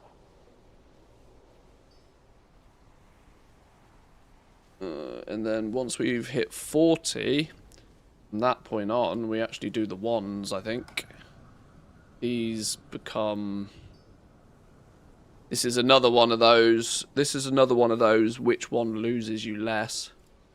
You could look at crafting the weapon enchants at this point if you feel you can sell them for anywhere near what it costs you to craft them. I mean, you'd love to say you turn around and sell these at a profit, but that's, if it's on the leveling path, that doesn't happen. Your alternative is you craft the wands, get 3 skill points, and then just disenchant them to get some crystals back. I am with you though, avoiding dawn crystal. When I first put this leveling path together, that is exactly what I tried to do. I tried to get you as far as possible using the fewest amount of crystals as possible, because I'm still of the opinion dawn crystals could be 3, 4, 5,000 gold apiece in the first week. Just because what epics are you disenchanting, you know? There isn't any. Or there's likely to not be many.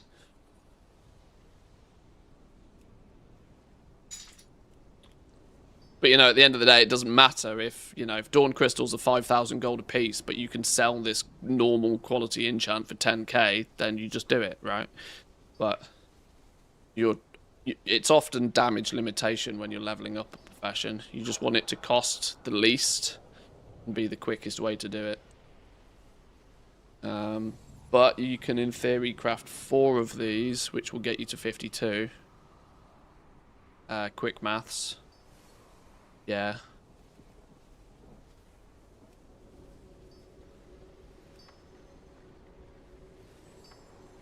Which will be 60 ever singing dust. And how much were they? 3, 6, 9, 12 radiant shards.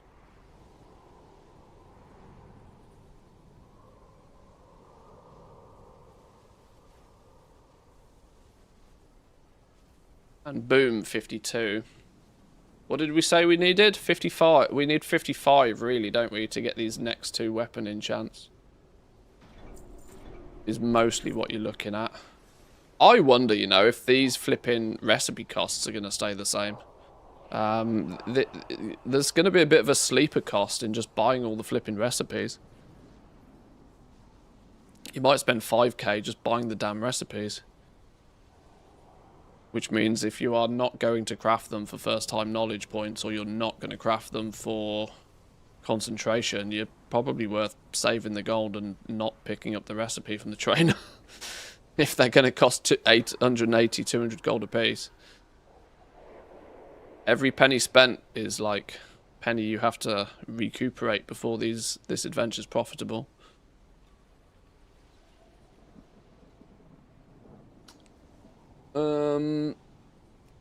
There's now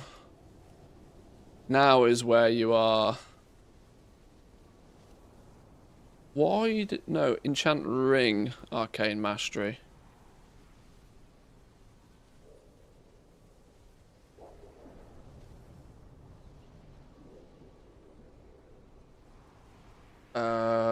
This is outrageously cheap for the fact it gives you skill points.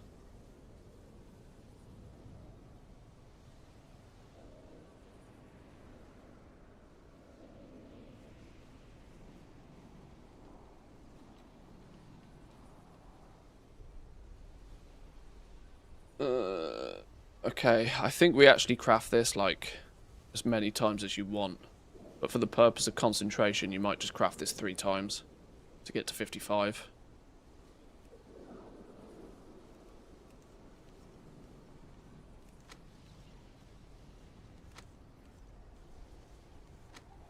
Boom, hey presto, 55. And that is the point where you can be like, right, we're ready to rock and roll. You've got yourself a small splattering of recipes to craft. Namely, the reason we did this is it gives you 4 weapon enchants to choose from. With the option that any of the outstanding weapon enchants that you don't have, you have enough skill in the profession to actually learn them in the first place. We checked. Which one did we check earlier? We only checked the Flames of the Sindorai. This required you to be skill 50 in enchanting to learn the recipe. For example. Can the Dawn Crystals come from disenchanting Darkmoon decks? They can. It's just whether it's cost effective or not. Arguably, that's the only way to mass produce Dawn Crystals early season 1. Then it's going to be... then it's going to like dictate the price of crystals to be pretty expensive. Although, who knows just what the crafting cost of Darkmoon decks is going to be, because Inscription is fucking all over the place right now. Inscription's absolutely all over the place. I suspect there's a bunch that might change with Inscription. Well, it's a lie. It's not all over the place. It's that the recipe difficulties are broken. With the recipe difficulties being what they are right now, it basically means you can make high quality inks from mostly normal quality herbs. Which, if that stays the same, then Darkmoon deck trinkets will be a couple of thousand gold apiece. And they will be disenchant fodder once again. But it will also nuke the rest of it will absolutely nuke the rest of the profession. So they might come along and jack up the recipe difficulty, meaning you need high quality herbs to make high quality pigments to make high quality inks. Of which, if that then becomes the case, the cost of your Darkmoon decks are going to be substantially higher, at like probably 10 to 15 to 20,000 gold apiece, which means you're not disenchanting them. Or it means crystals will be 30k a piece, 10k a piece. It'd be kind of scary. So it depends how they balance Inscription, really, but we'll see. I was reading some Reddit earlier. People are mad at Legion shutting down a couple of hours early, maybe over on NA. People really angry at the removal of weak auras. It's a shit show of downvotes, basically. I mean, it was gonna happen. Gonna happen. Definitely gonna happen. I do believe...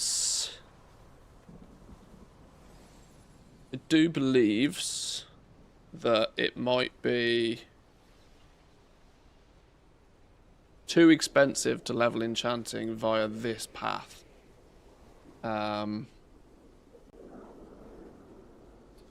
If I quickly do some napkin math on this.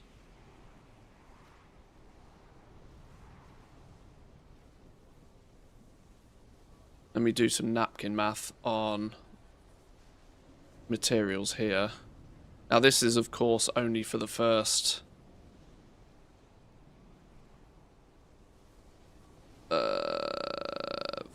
52 to 55 3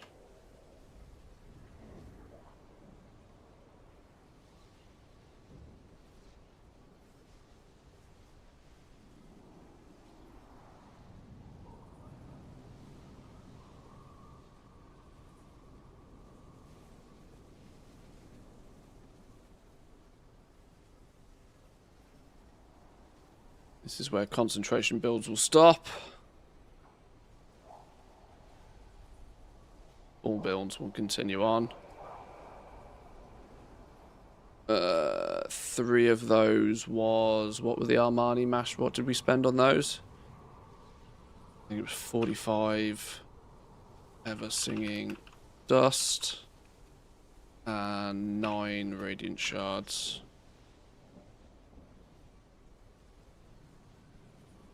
Will you do YouTube videos on each of the professions? There will definitely be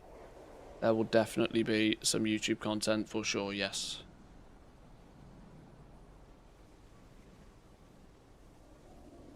Crafting the Sunfire Silk bolts at high quality is going to be fire. Yes, as long as we can also hope that they... As long as they don't do stupid things, and as long as the cooldown on tailoring bolts isn't exploitable, because that's never happened before. That's never happened before. But yeah, you're right. We'll obviously get to tailoring concentration alt potential at some point soon.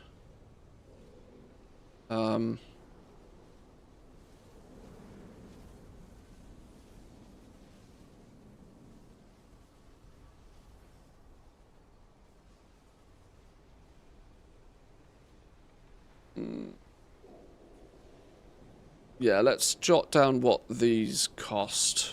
Just napkin math. 4 times refulgent copper rods. How much Ever Singing Dust? We've got 20 plus 25 plus 25. Not Ever Signing Dust. Ever Singing Dust. Plus 75. Plus another 75. Plus 20. Plus another 75. Plus 60. Plus 45. 420 dust per enchanting alt. Fuck no. I'm telling you for a fact that's not going to happen.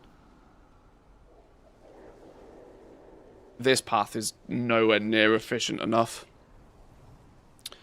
I think the disenchant route has to be better. Absolutely no questions asked. Even if we need to craft even if we need to craft 100 flipping copper rods to get to skill 25. That's just too much. What was it in terms of shards? We got 15 down here.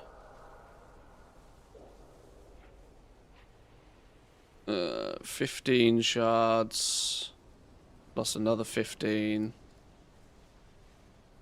here plus another 15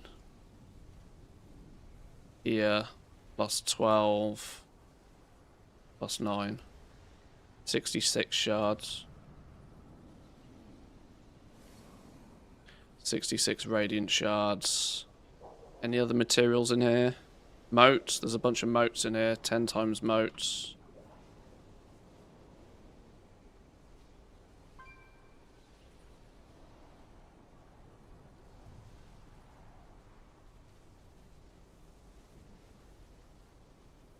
Let's turn that into a table. Conc build mats. Oh shit.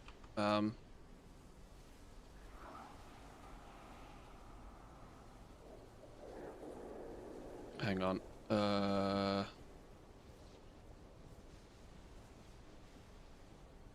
Borrow this table.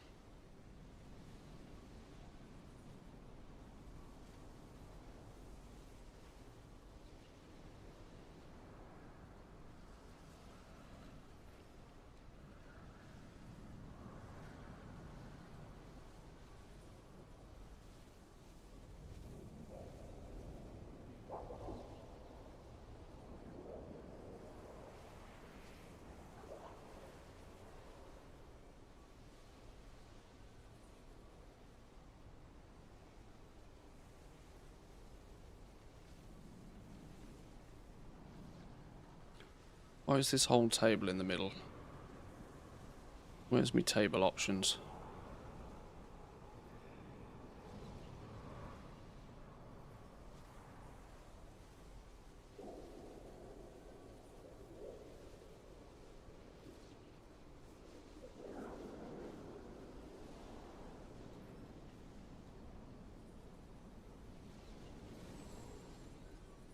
Okay, yeah, I think that's too many. That feels...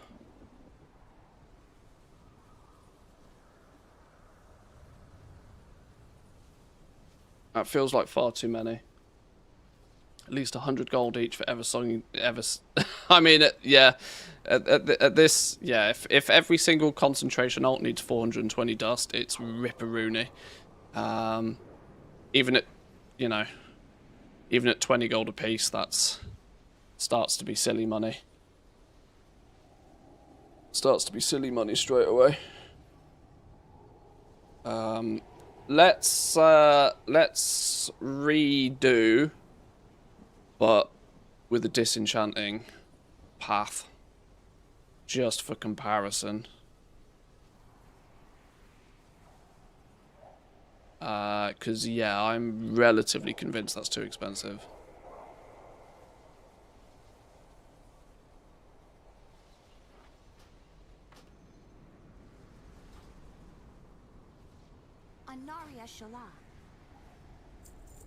Let's get rid of all of this and so it doesn't accidentally get in the way.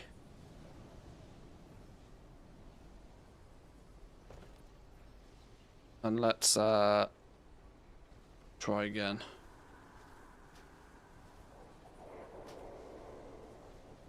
Let's try again.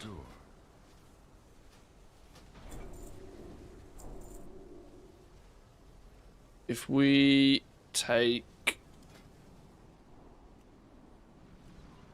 I wonder how far this goes.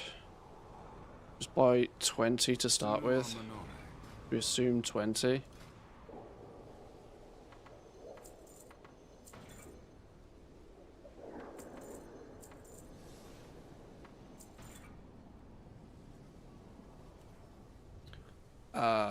If we assume 20, get skill points from these, and then disenchant them, and hopefully we get to 25. Timing to set up and level these alts might be crucial. Do you end up getting enough profit from concentration comparing if you just wait a week or two? Could you then get leveling mats cheaper? Depends if the dust prices will stay high for long or not. Well, you say this is it. Like, if all of these concentration alts are gonna if all of these remix alts are gonna turn up in early access and try and get all this set up, the dust market is just ripperoony. Unless we can make it way more efficient. We've got to skill 18 making 20 of these. Do we think disenchanting 20 of these will take us to 25?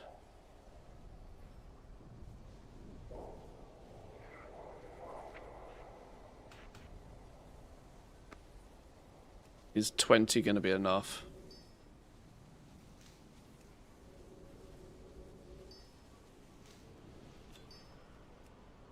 And let's not forget that this is also going to get you your knowledge points for the week.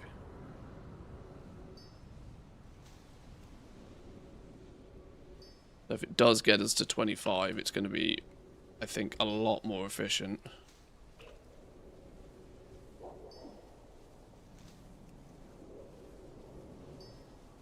Just is 20 enough? We're at 22. 20 might have been too many.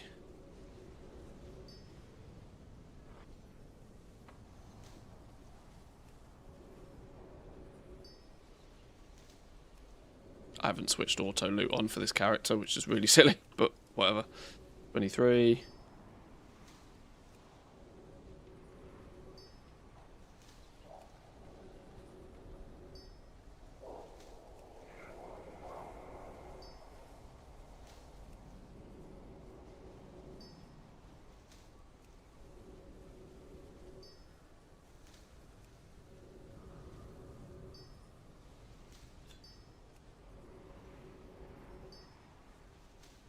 Okay. RNG did not bless me there. 20 was not enough. 1, 2, 3, 4, 5. 5 more. 25. Even crafting these has a chance for the skill points anyway.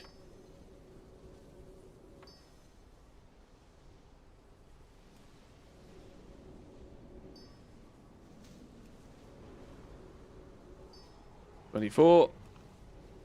Oh, we literally need one more skill point from this.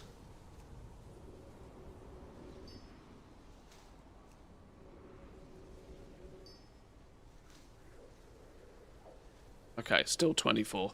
Either way, let's just assume that gets us to 25. Let's say 25 is enough for the sake of maths.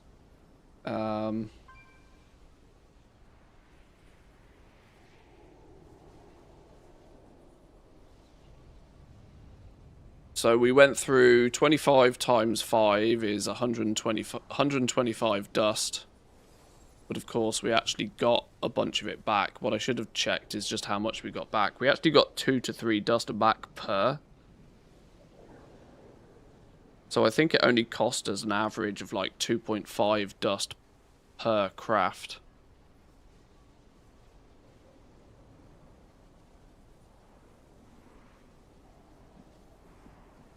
So it only actually cost us like 60 dust.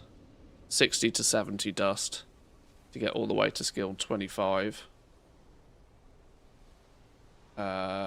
Which is way cheaper than like 150 dust and a bunch of shard. Yeah, okay. Okay. The default path has now definitely changed. That is far more efficient. Far more efficient. We take... This isn't even optional now.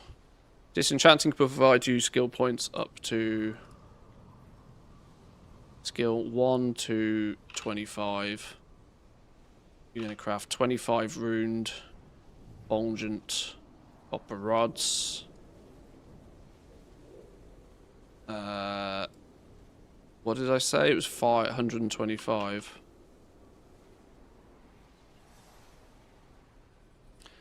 Disenchanting can provide you skill points up to 25, although points heavily slow down after 20.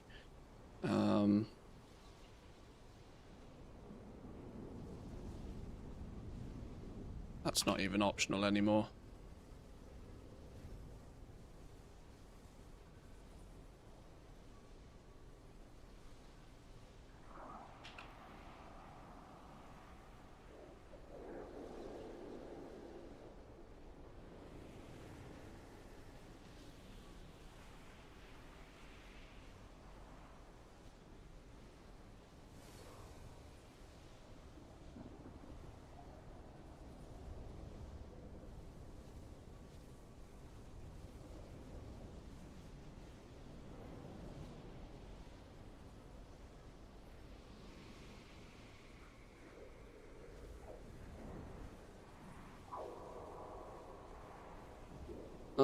That means this entire process is just a no-go.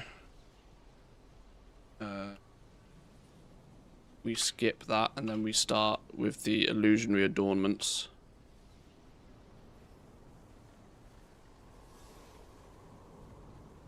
That also means we're going to jump skip over Gleeful Glamours completely. That's useful information to have. Maybe something that's worth talking about later.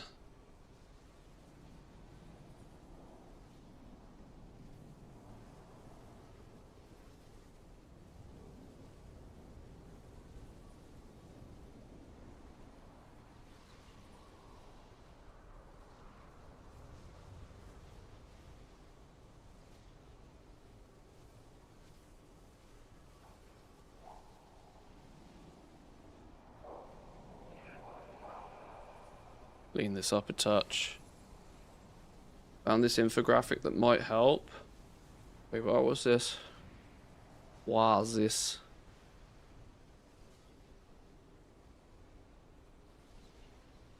Figure out when the actual demand will hit.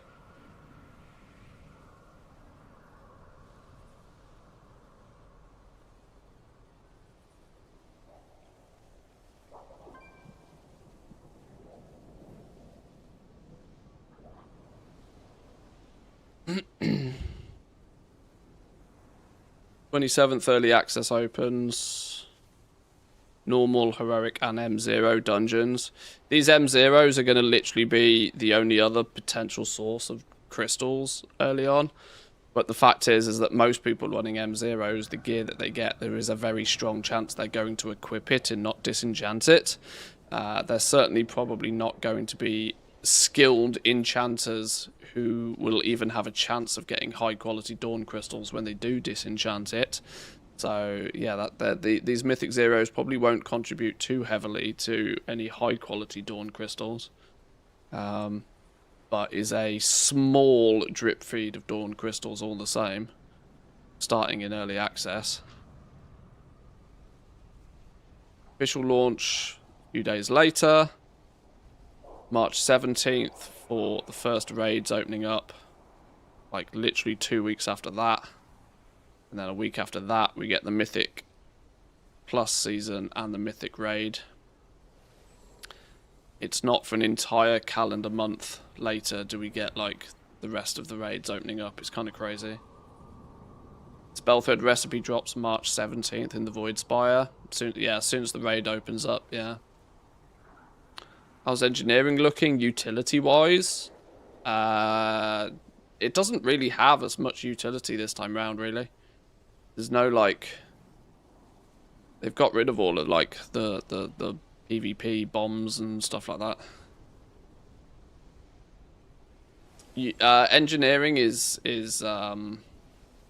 very heavily focused towards profession gear and stuff this time round, it looks.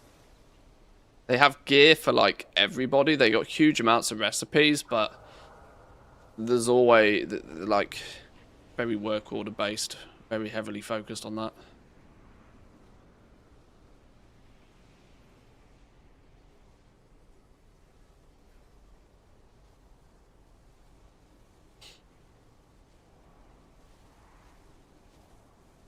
Concs are going to print for so long, it's not a massive deal.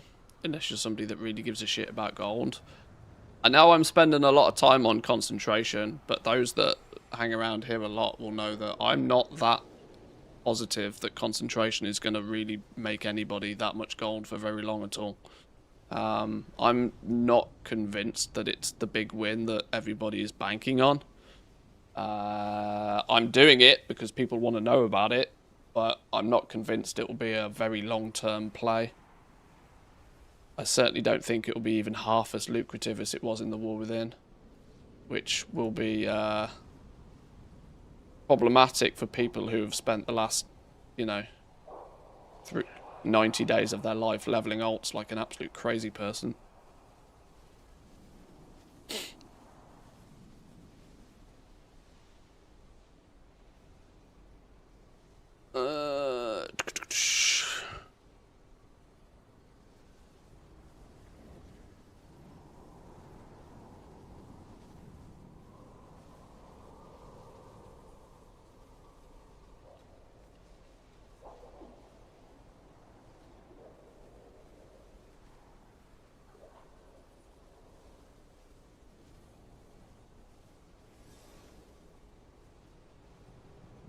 So already we're looking at 125.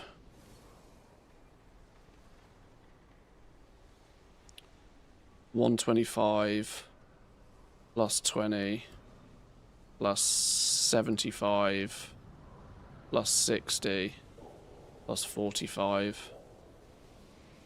325. That's already a lot more.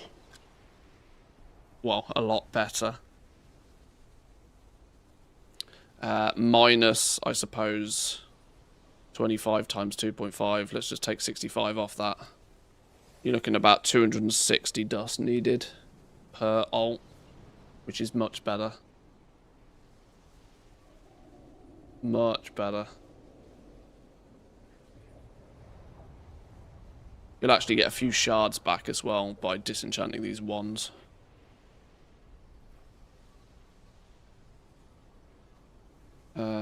We'll put 250 to 260 dust in there. It might vary slightly. 250 to 260 dust.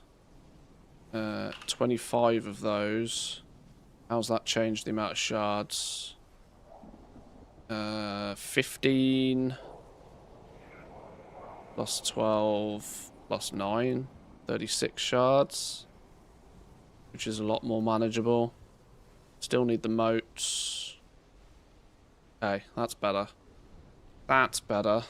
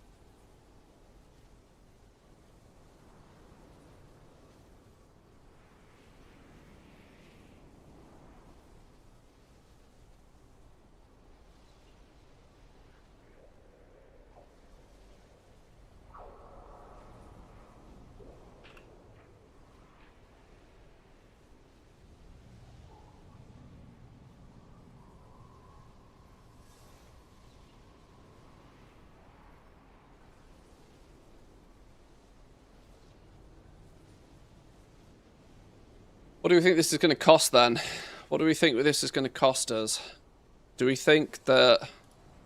I mean, it's very, very difficult at this stage to put an estimation on the price of dust, but it would not surprise me if dust in the first, you know, if in early access, we're looking at like 30, 35 gold a piece for a single piece of dust. Wouldn't surprise me at all. It's going to be dependent on how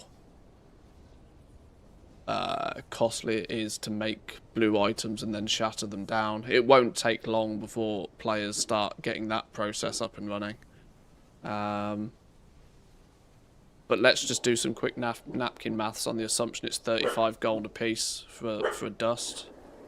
35 times 250.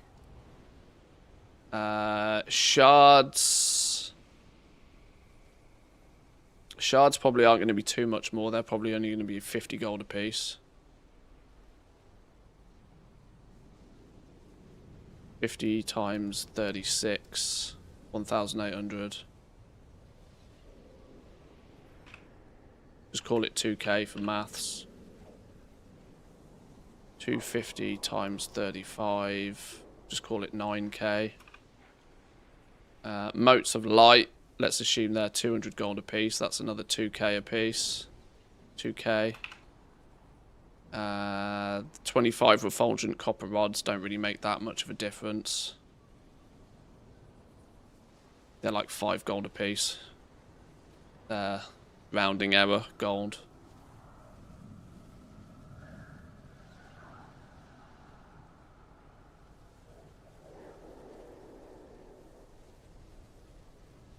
Plus whatever it costs you for the vendor recipes. Let's add another couple of thousand gold onto that. Let's say 3,000 gold for the vendor recipes. 16,000 gold. You're going to want to craft one of... what did we work out it costing? One of every glimmer? What did we work that out to be? What, it was like 7k? Using similar numbers?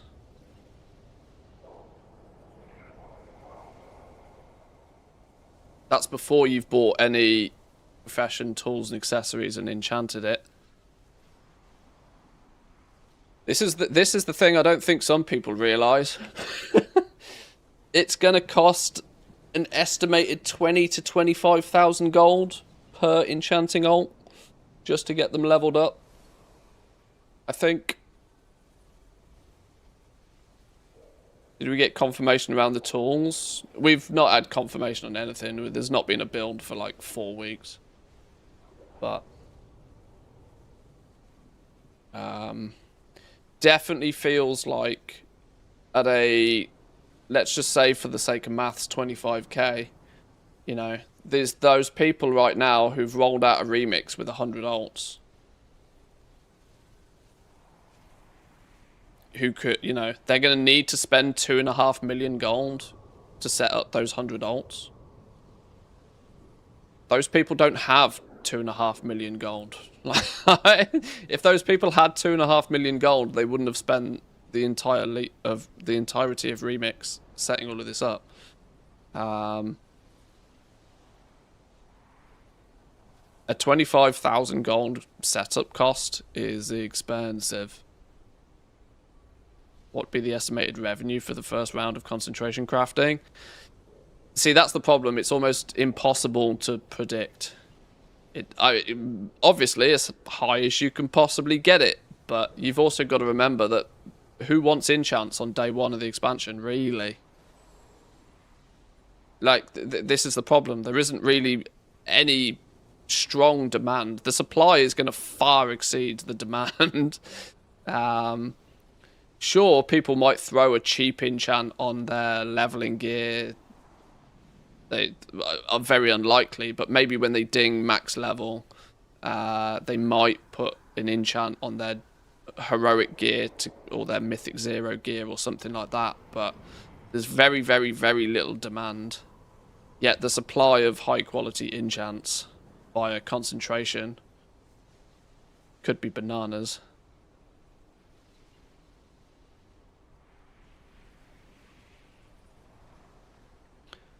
Imagine spending the setup cost, then finding out that they can't be asked doing it twice a week.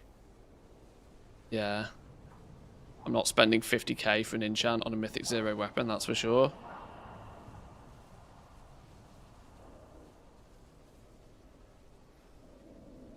Like I said, I think there is a vast miscalculation by a lot of people just how much it's going to cost to set these characters up relative to the amount of gold that they might make.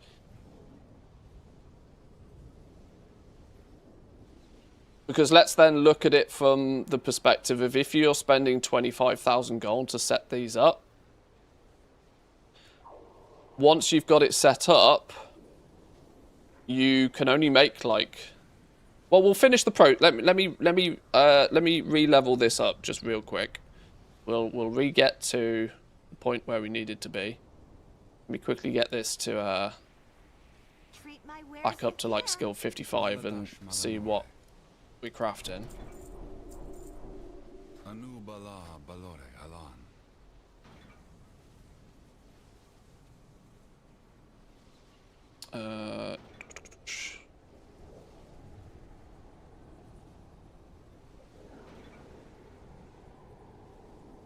Illusionary adornments. Where's me trainer dude?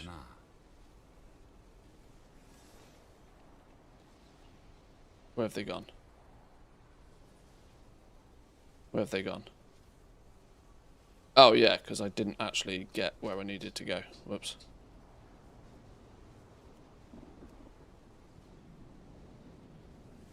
Missing a ruined enchanting rod. Why do I not have a ruined enchanting rod? Okay, because I disenchanted them all. Whoops. May my goods serve That's kind of you funny.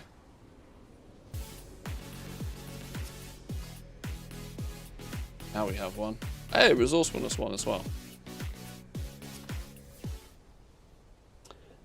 Chosen, how we doing? Welcome in. Good to see you. Thank you for bringing yourself and your crew. Welcome in, welcome in. You've caught us doing some tinkering with Enchanting, trying to figure out the logistics of concentration ults. Because with Remix closing, every man and their dog is going to be thinking about this. So we thought we'd get a little bit ahead of the game and see what the crack is with it.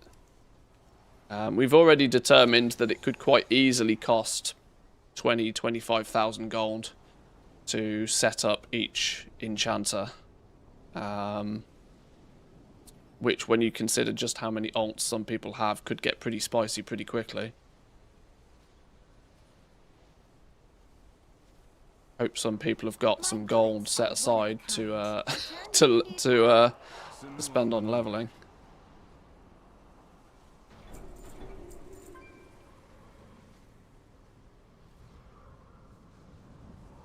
My plan is diversification, so a blend of enchanting, jewel crafting, gem cutting, and maybe some Vantas rune inscription crafters. Don't know much about inscription so far. Yeah, it's difficult to get a grasp on inscription because it still feels a bit wonky. Once it's smoothed out, we might get a better idea of what's going on there.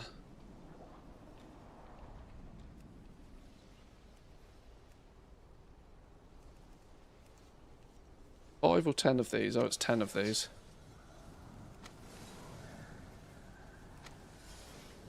Can we find out how many level 80s were in Legion Remix? Haven't thought about it. Probably not very easily.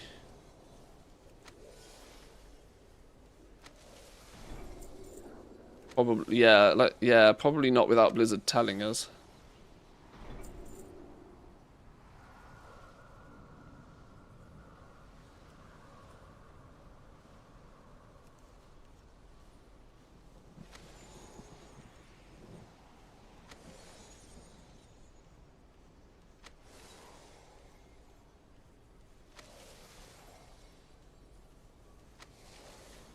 This is also where I think there is some optimizations that actually crafting these just en masse whilst they're yellow is probably better than spending 3 times as much on guaranteed. So there is still a little bit of tweaking and tuning that can be done here to optimize it a little bit more.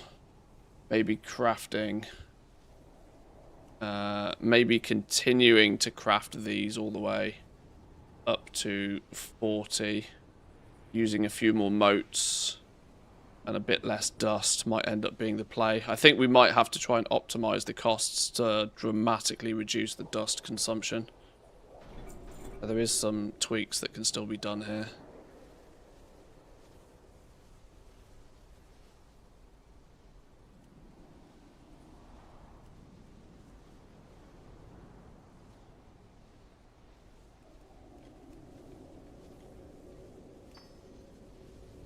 We haven't looked at tailoring, not from the perspective of concentration at least.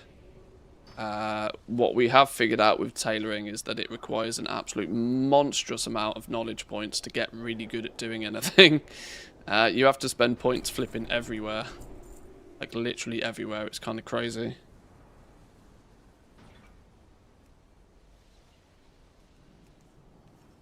I think you have to put knowledge points in like 3 of the 4 trees.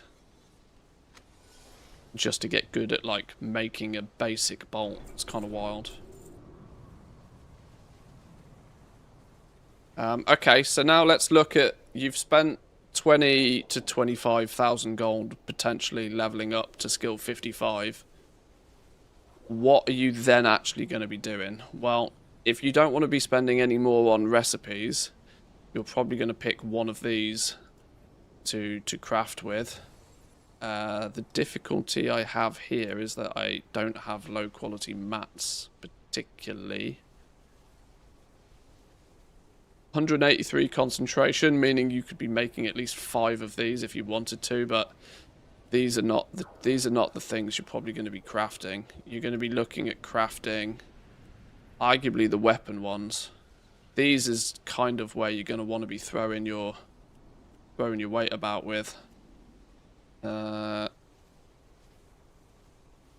could do with some low quality shards.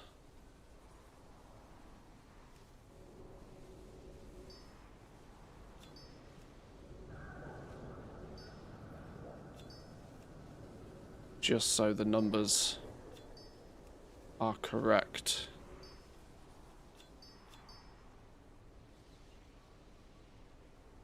Let me craft up a few more of these.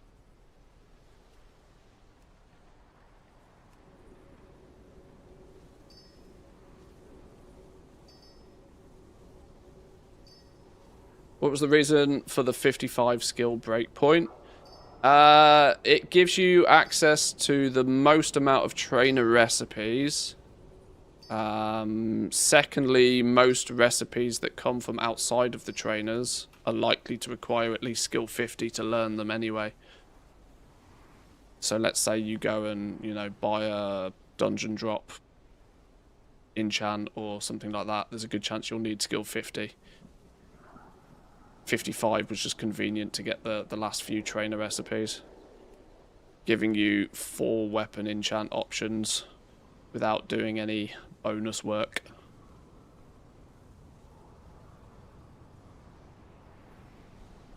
I need some quality 1 dawn crystals. How do I get quality 1 dawn crystals on these test realms? How How do we get quality 1 dawn crystals? Brain think. Can I buy the Dark Moon trinkets from the standard vendors in Orgrimmar?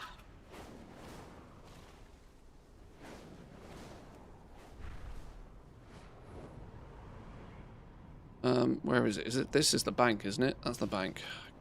Flipping totally lost in this city still. Where's the portals gone? There's the portal.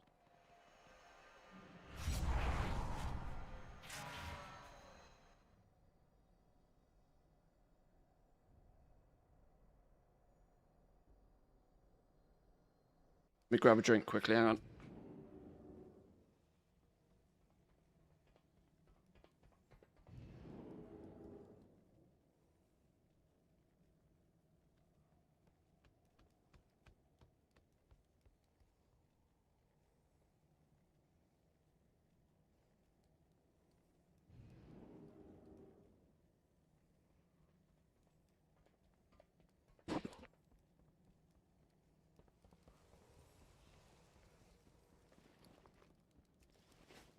Right, let's hope that there's some epics that can be quickly disenchanted.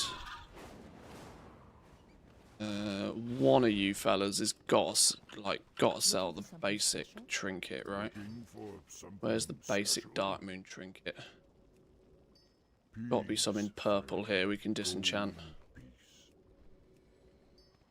Go in peace. Oh, don't make me craft shit just to disenchant it. I can only buy dawn crystals at quality 2, which is not what I want. Actually, unironically, I might want some of those.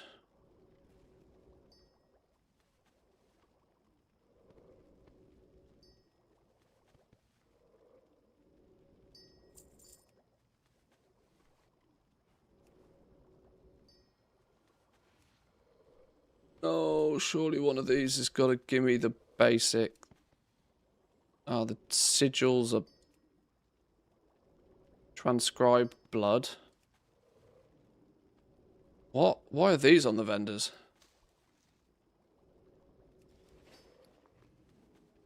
If you ever need anything. What?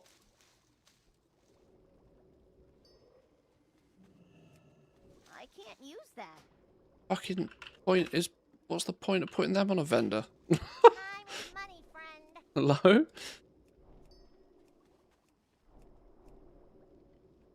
What about the inscribed versions?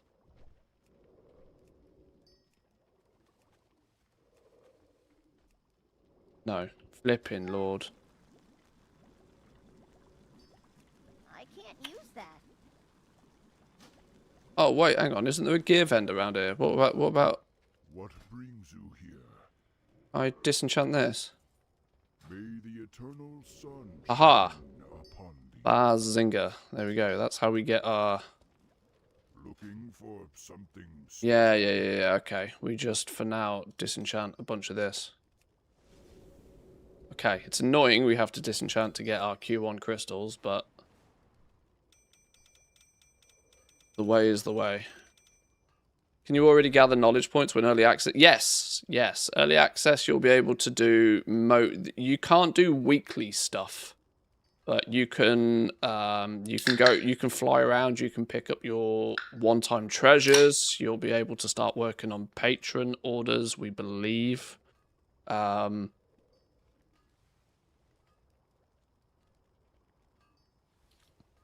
won't be the weekly quests. They won't activate until the official midnight launch. But you'll definitely be able to start leveling professions, getting first-time craft bonuses, that sort of stuff.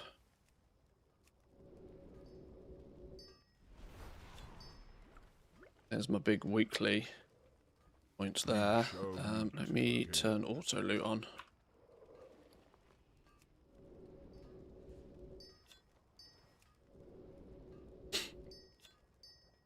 What happened to that currency for decor items? Haven't heard much about that recently. Currency for decor items? Lumber? What are we talking about here?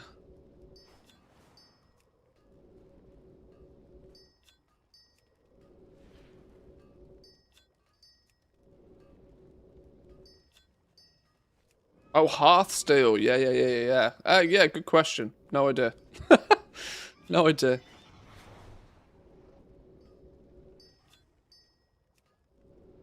There is the chance when disenchanting with a non-disenchant spec.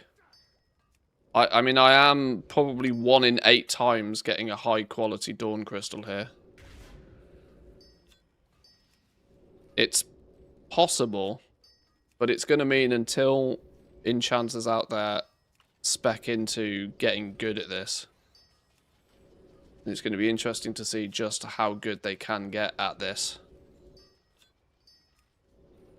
I've already heard some numbers floating around that by the time you're fully built, it's like 50-50. High quality, normal quality. I'm not sure. I haven't tested that myself personally. Don't quote me on that, but it's what I've heard.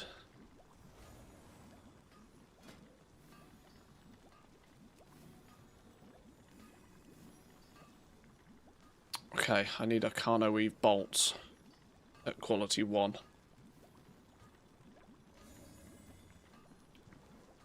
Let's assume I don't.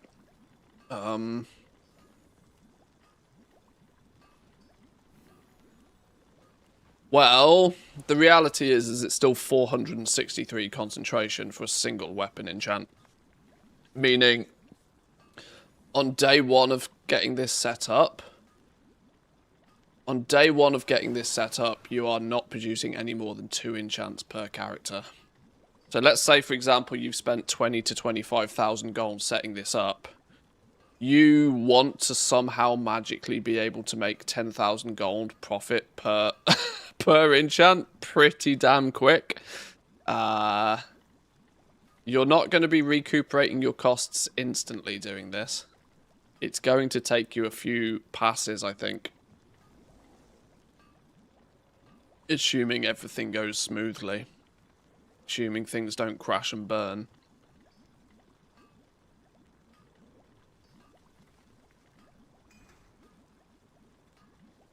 The first items for the Hearthsteel are spring themed. Gives a good indicator of when it might release. Sort of an Easter promo thing, maybe. Well, you need to level your concentration army. You'll need to get them to 81, interestingly, if you want to use the profession tools.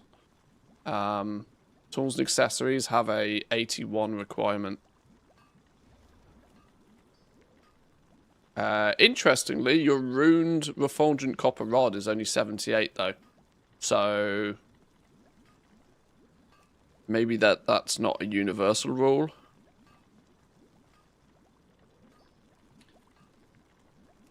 Is it maybe...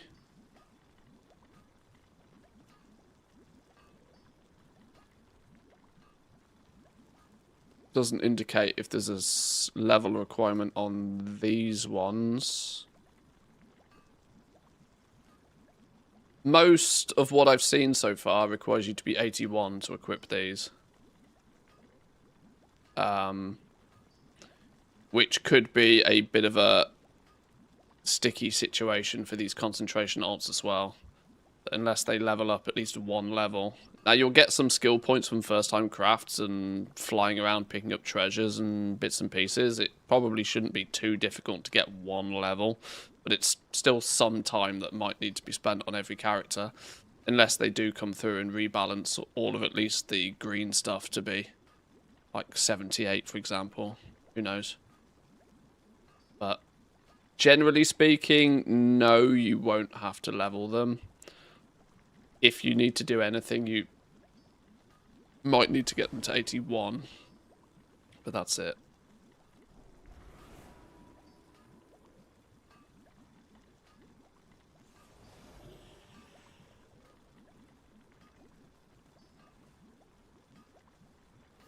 You can check if you have spare time what the hell this new Essence of Lumber thing is. I might later today jump on the normal realms and go whack a few trees and see what happens.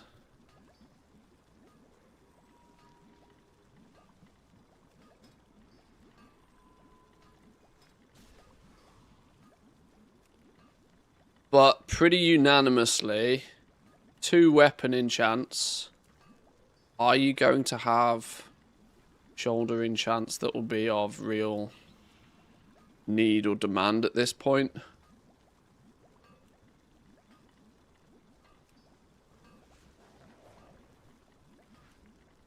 The chest enchants. Well, I mean, I guess at this point you just filter by anything that needs a crystal, don't you? It's the items that need crystals that are likely to be where concentration actually has some value on using. Just because it's sort of the more end game stuff. So this basic setup is only going to really give you the weapon enchant options to throw your concentration at.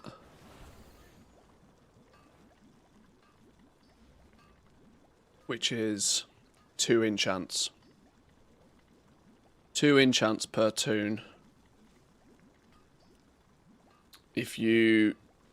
You've then obviously got the option of putting some spec points in certain areas to optimize a little bit. You'll have... Let me use the knowledge point thing. Let's put a simple day 1 build together. Actually, no. Before I do this, I need screenshots of some of this. I want...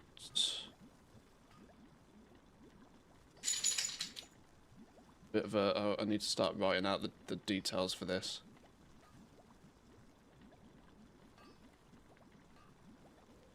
Enchanting Conc build.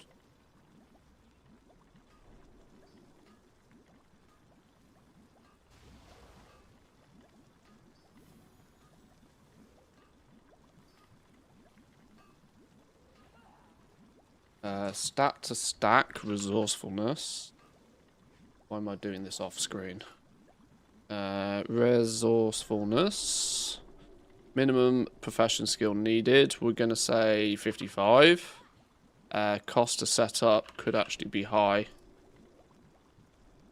Quite likely to have a high cost to set up.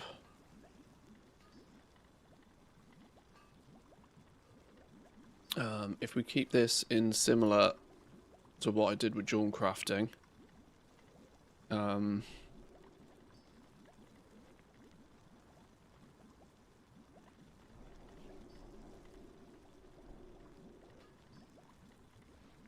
do something similar to this because it's a format that worked.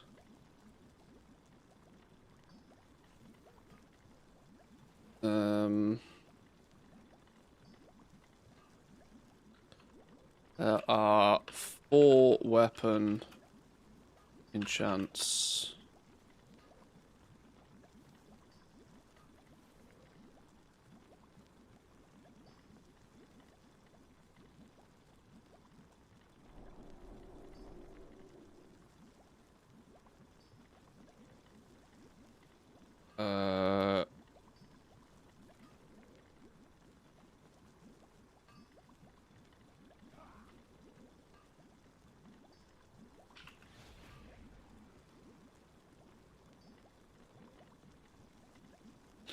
And most purchasable enchant recipes will require at least 50 skill in the profession. The basic build, this is going to be your absolute minimum to be able to use your concentration. Level your profession to skill 55 to unlock all 4 weapon enchants.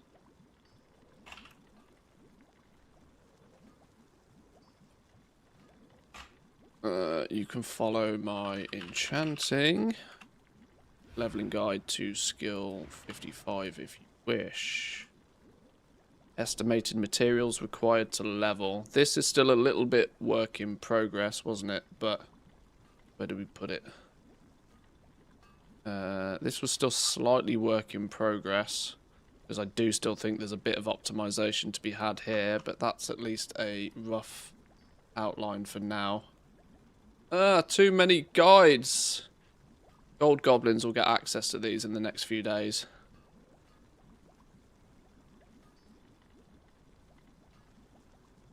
Oh no! Get out of the table view.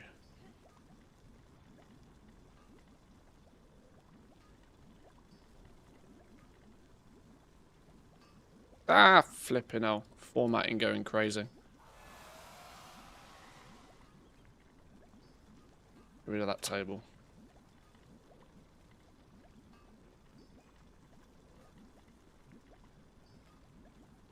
You also said we can get it with channel points. Probably yes. Probably yes. I would quite like a lot of you guys to be able to pick it up just for your continued viewership in the stream, if nothing else. Yeah. You've probably watched plenty of ads, plenty of primes, plenty of subs over the time.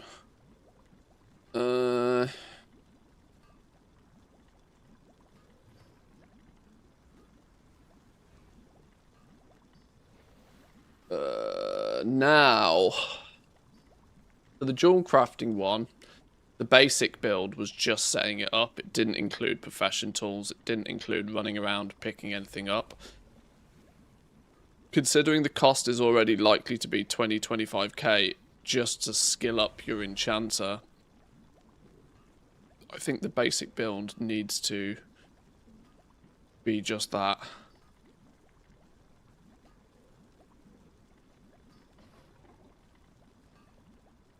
So we need some screenshots in here. 0 knowledge points spent. 0 build anywhere. Let's look at a weapon enchant.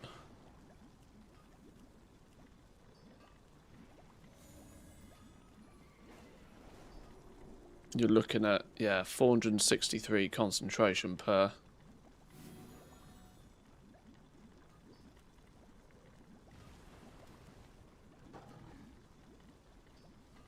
You're going to get the mastery, the haste, and the crit enchants for free. And the barrier one for free.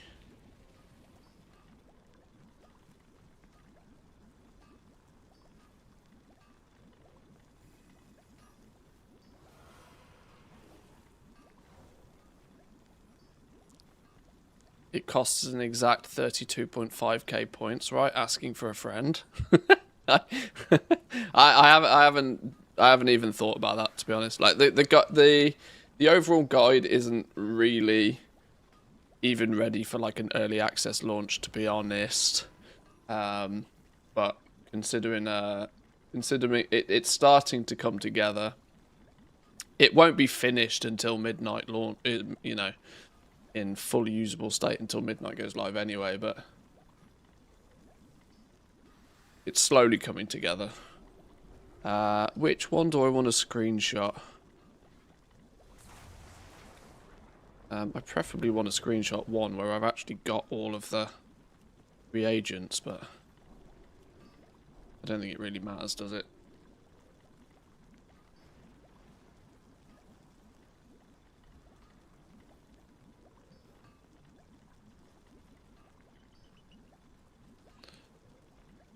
We want... Oh, no, that was not right.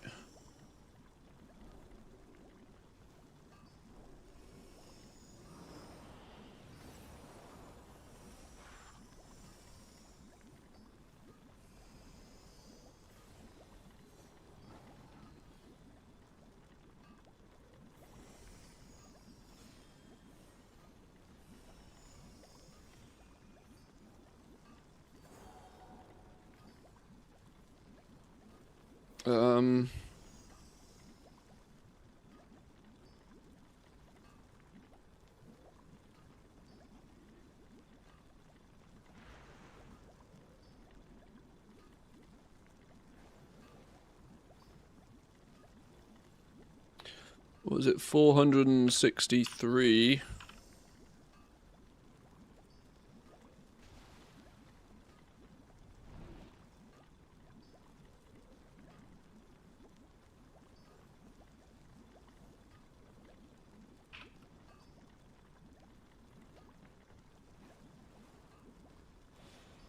Clearly can't type today.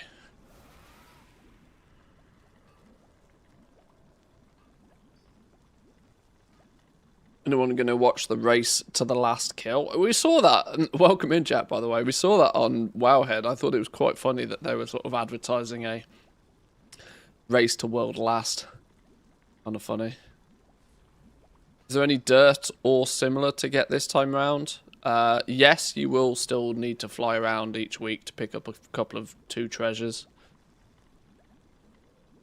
There's often about 4 knowledge points to obtain by... luckily, though, it feels at the moment that the drop chance of the knowledge points via treasures is much higher. It's basically never taken me more than, 10 treasures to get the 4 treasures I need for both of the professions. Much quicker this time.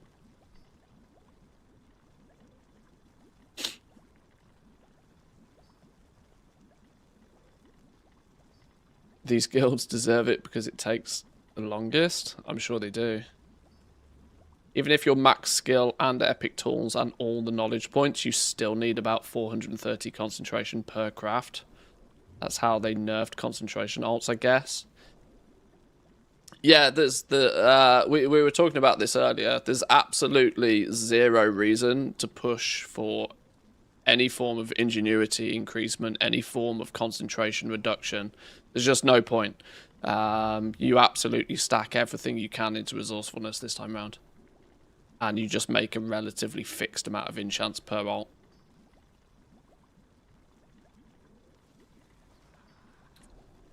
I'm putting a lot of time and focus into this at the moment because it's the questions everybody's asking and it's what everybody wants to know. Do I truly believe that concentration is going to be the cash cow? Absolutely not.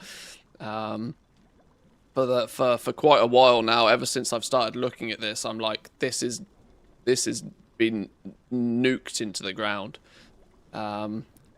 Not only is it, nuked into the ground, when you add on the fact that there's 500 billion extra remix alts knocking about, and it's the hot topic, it's not going to be anywhere near as lucrative as some people think.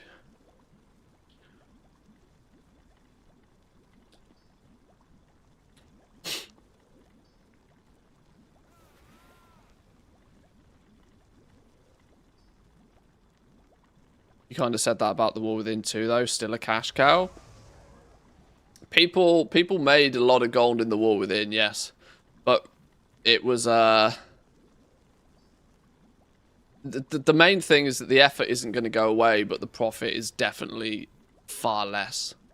Look how many people tried to do concentration in the War Within and quickly realised that this is a pain in the ass to do. It's still going to be a pain in the ass, and it's going to be a pain in the ass for less gold. And people are trying to, like, double up, scale up their operation. Some people will still make absolute silly gold from it. There's no denying, but... We had a good week or in the War Within. Is there any add-on that we can get for knowledge points? At this point, I'm not looking into stuff like that, because all add-ons are getting nuked. Sorry, that's a bad way to describe it. With pre-patch landing this week and the add-on changes being implemented, all add-ons are like up in the air of whether they will work in Midnight or not. Once we've got a bit more of a solid understanding of which add-ons are being updated, then we can start figuring that out. But Weak Auras 2 is up. I mean, we do need somebody to, take over the reins if Weak Auras themselves are not, but yeah.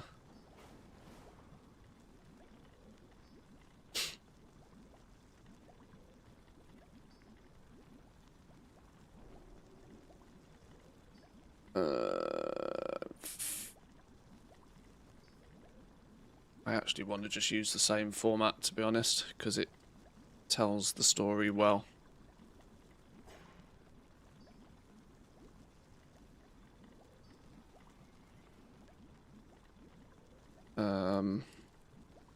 At 463 concentration each,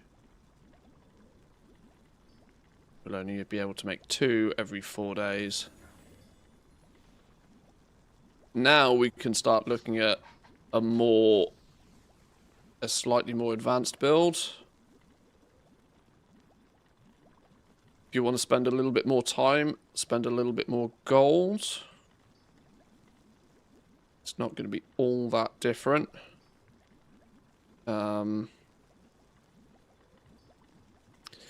Q5, uncommon profession tools and accessories, full resourcefulness tool with that, not how you spell resourcefulness.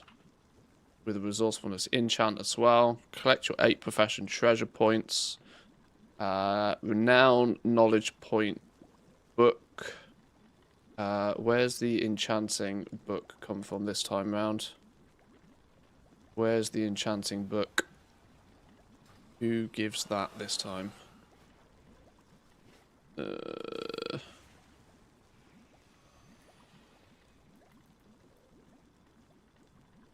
Skinning, mining, leatherworking.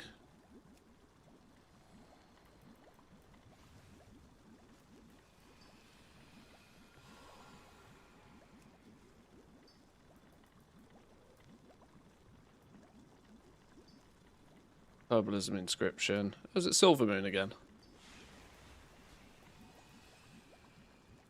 Dawn crafting, enchanting, tailoring. Ha! Wow. The 3 of the professions that are all likely to be the best for concentration. All have their knowledge point books behind Silvermoon Court. Well then, if you've got lots of concolts that you want to get leveling quickly, make sure you get Silvermoon to rank 6 as a priority. Well.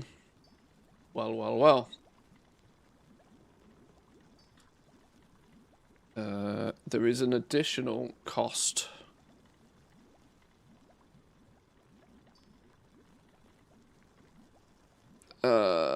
Harvest first time crafts from what they call glimmers.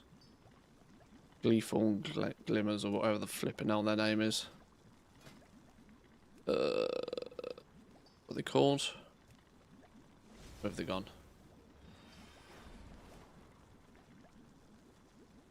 Gleeful glamours. I always call them the wrong thing.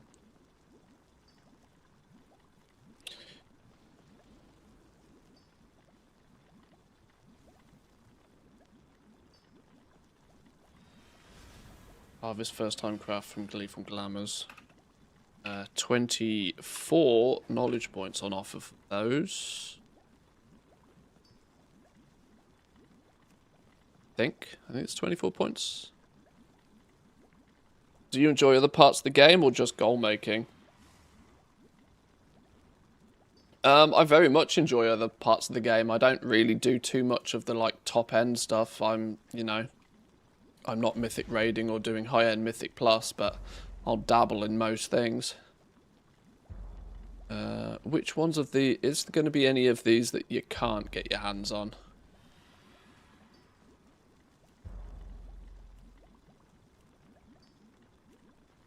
I think there's one that comes from, yeah, the Haranir one comes from Moxie that you're just not going to get. But the rest of them all come from that trainer.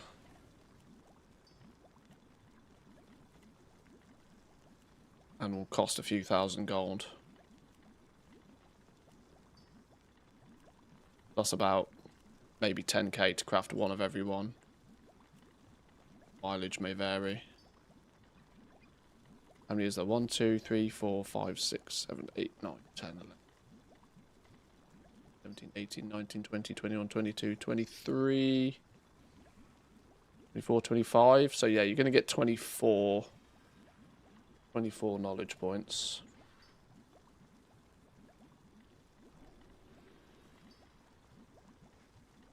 So we're going to have first time craft bonuses plus 48, 58 knowledge points. So we're looking at like what, 65 knowledge? Well, I got 9 knowledge points on this character, but can we work towards maybe 70 knowledge points to then spend.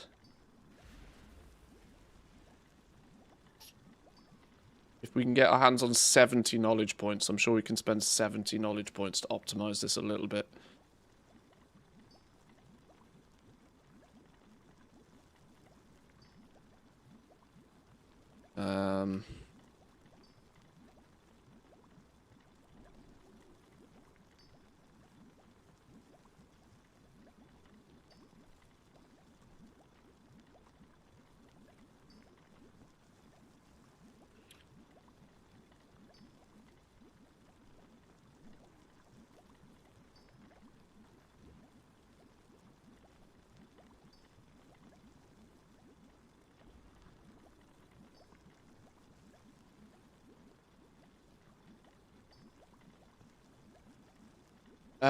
Also, if you do some more, if you've done enough disenchanting, you may or may not already have your weekly points as well. How many weekly points do you get? 4. You get 9 weekly points.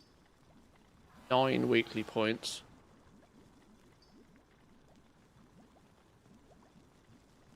Now, much after the beginning, you can do a whole bunch more disenchanting to get the points instead. That's one of those, your mileage may vary depending on how long the expansion's been out.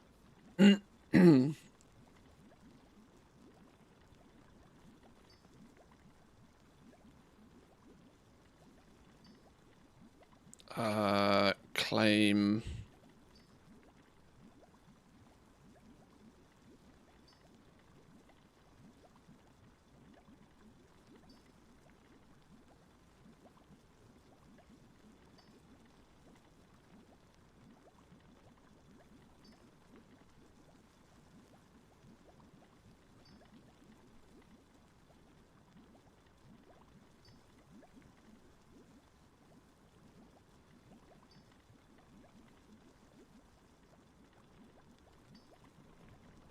No, I'm not doing any rates on stuff particularly. I still feel it's far too early to do stuff like that. The rates for things like disenchanting, milling, prospecting, recycling, whatever, you want to leave that as late as possible, because whatever you do now has a very strong chance of changing by the time the game goes live anyway. So I tend to offload all of that sort of stuff to much closer to the launch. Or at least when we get a build that we kind of think is polished enough that it could go live in that form.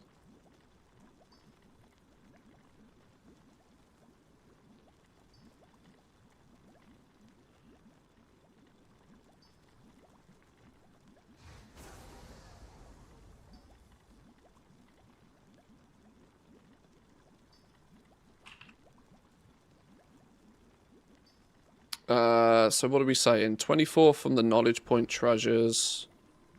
24 from first time crafts on glamours. 48, let's just say 50 for ease of math. 60 with the knowledge point book. And your first set of weeklies from disenchanting. They should give you close to 70 knowledge points.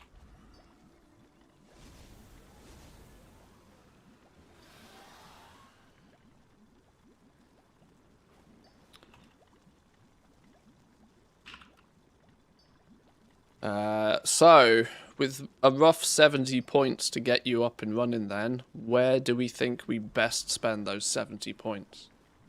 We already kind of decided that pushing some points into resourcefulness is the play. Where's it gone? Spellbound Shatterer. 30, filling this node and 5 in here is 35, so that's like half our budget. But that will give us a whole bunch of extra resourcefulness, which will, you know, add to the savings. The question is how far do we want to go through here? Are we going to be able to unlock 2 specs with only skill 55? Yeah, I think it's 25. Is it 25, 50, 60 and 75 these days, isn't it? I can't remember. concentration enjoyers like me cooked in midnight. Concentration has, yes, been nerfed, but it's not dead. But this is why we're putting some time into testing it now, to try and figure this stuff out in a bit more detail. Think about changing my main to have engineering instead of enchanting. Okay. Any thoughts? Well, well, not really. Engineering, of course, has things like wormholes, which are very useful for main characters bouncing around the place. Depends what class you play. Engineering isn't historically great for any form of goal making, but I would I'd kind of be with Jack on this one. I would probably go as far as to say enchanting and alchemy is more useful than engineering, but like I say, your mileage may vary.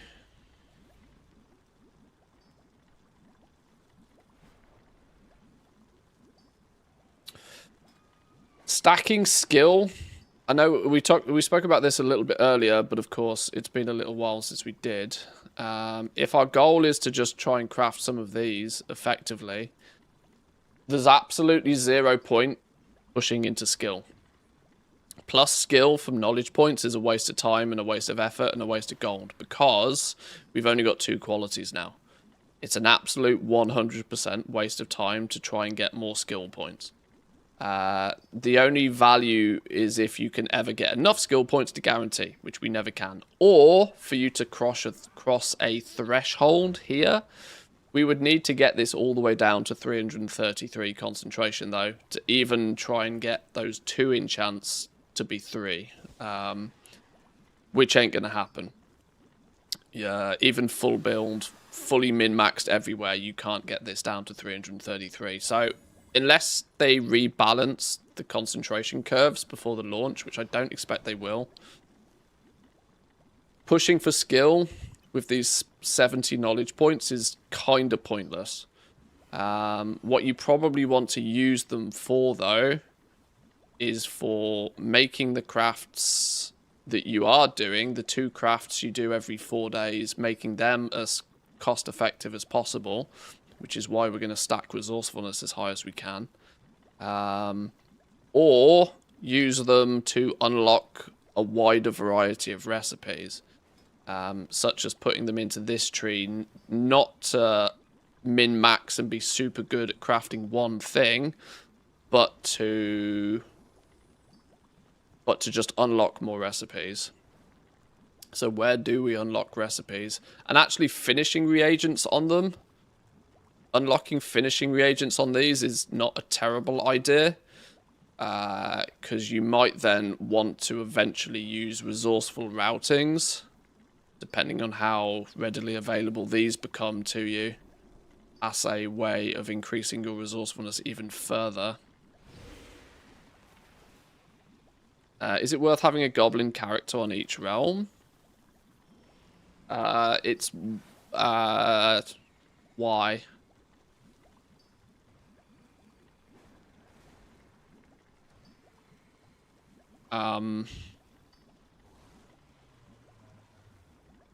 What? Why?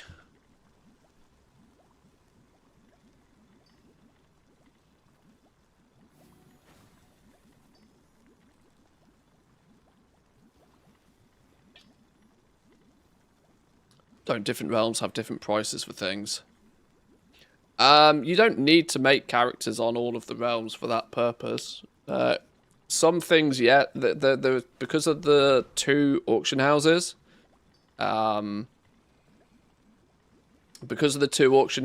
there is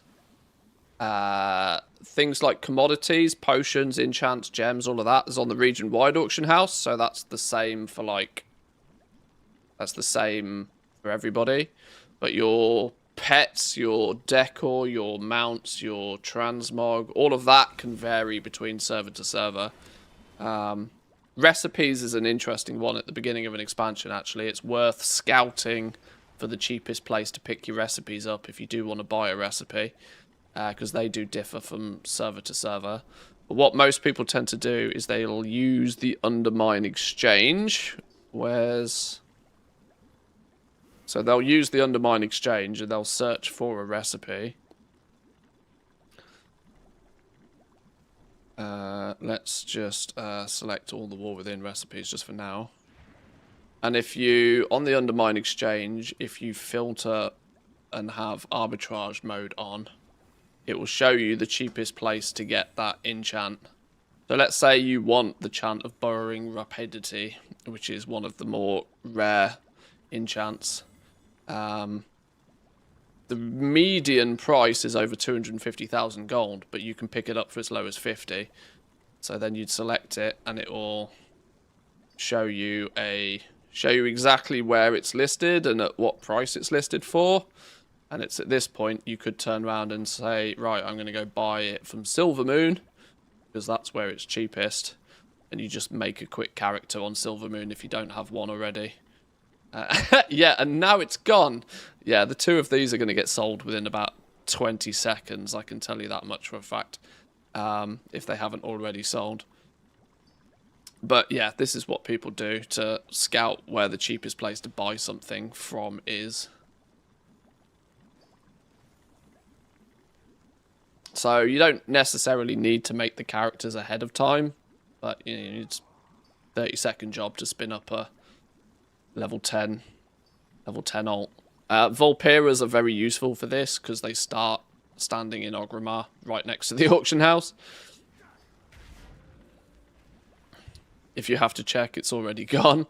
Yeah, these weirdly were... Yeah, those have gone.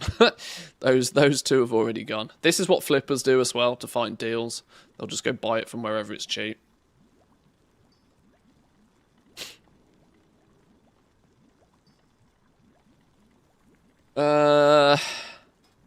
Right. It's of absolute no question that we unlock this tree. We put our first 5 points in here, which gives us a sub-spec, and then we fill the resourcefulness node. You'll gain 1 ingenuity per point in this spec. Yeah, nobody cares.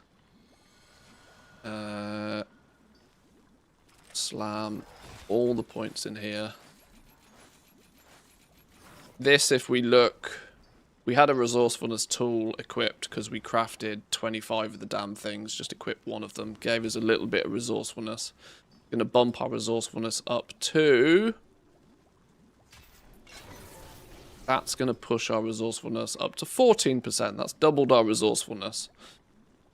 Not only has it doubled the resourcefulness, though, in theory it's also done a little bit more behind the scenes. It's also refunding 5%, 10%, 15%, 20% more materials when it does proc in the first place.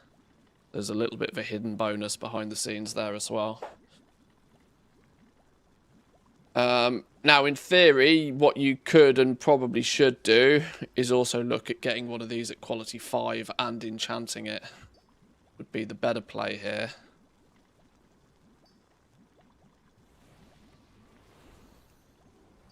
I can't even quickly make one of those on this character, but you'd buy one from the auction house. You'd also get the other tools and accessories in here as well, which for the sake of the screenshots I will do.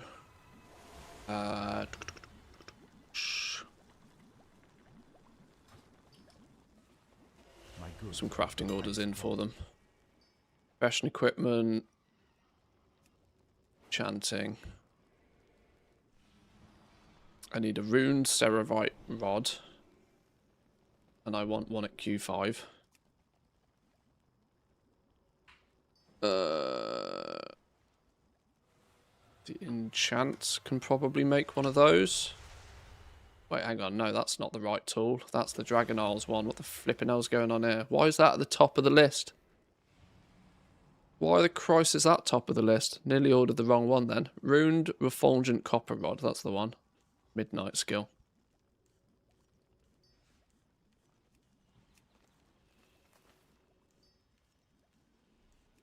Go. Shit. No, cancel. I need to put a missive on that. We need the resourcefulness one. Missives on here? No, missives are on here. Welcome, friend. Maybe. Possibly. Missive of resourcefulness. Are we going to need more than one of those? Probably not. We do need the enchant as well. What did you bring me?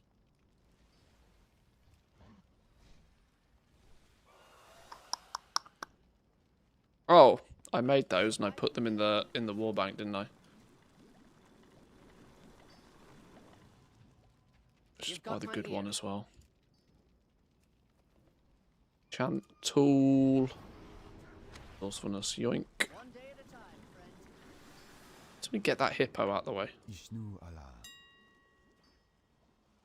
Profession equipment, enchanting tool. One of you. One of you. You.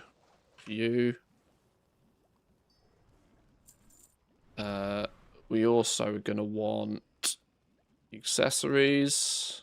Who makes those? Silver Moon focusing shard is made by Jawncrafters.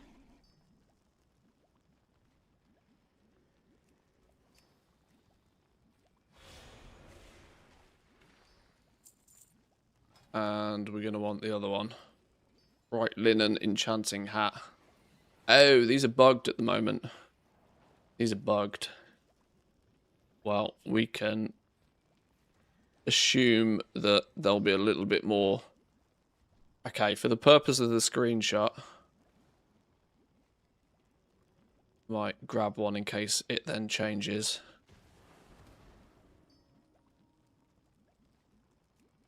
And is retro fixed.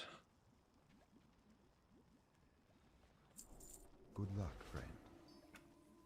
friend. Jewel crafting, tailoring. Shit, what was the third? Oh, enchanting.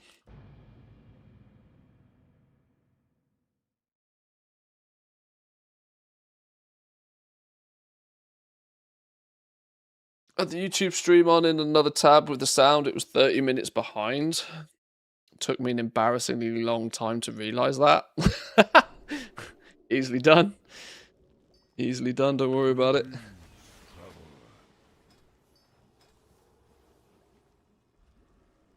Why can't... Oh.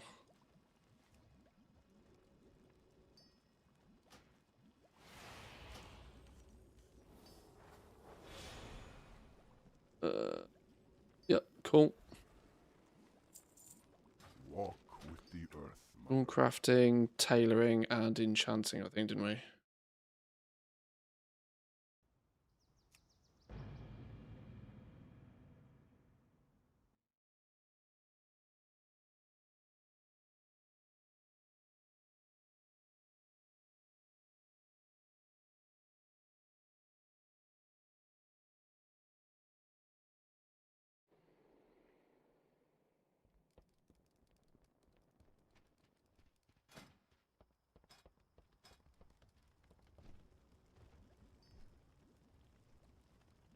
Insufficient reagents.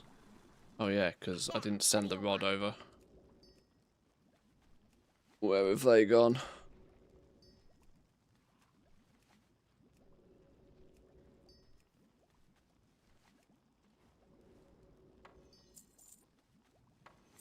Pleasure doing business with ya. 79 resourcefulness. Yoink.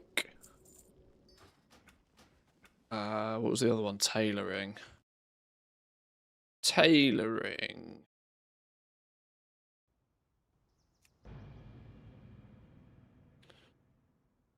If you ask him something now, you'll get your answer next stream. Jack, come on now.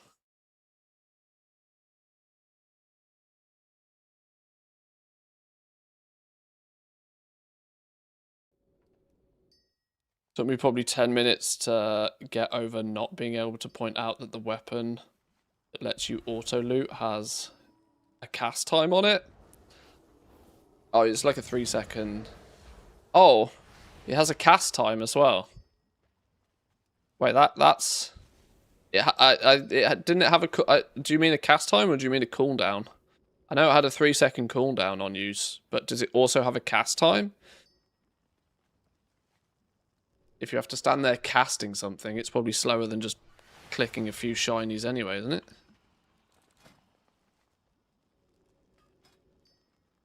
A blast from yesterday's past. Yeah, deafness and perception ain't going to get us nowhere, but... Oh, it's got like a 2-second cast time and a 3-second cooldown. That's barely worth having then, I guess.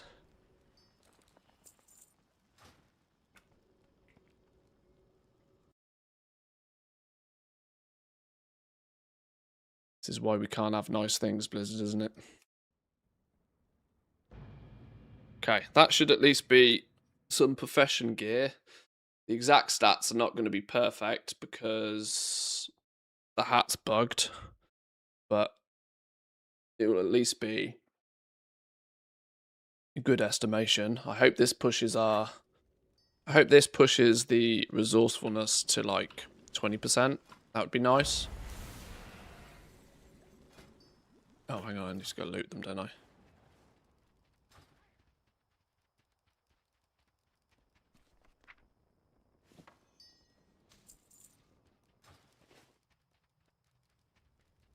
You have to use it each time, then it has a 2-second cast time. The only thing going for it is that you loot everything within 40 yards, up from maybe 30, and it doesn't care if you can path to the mob.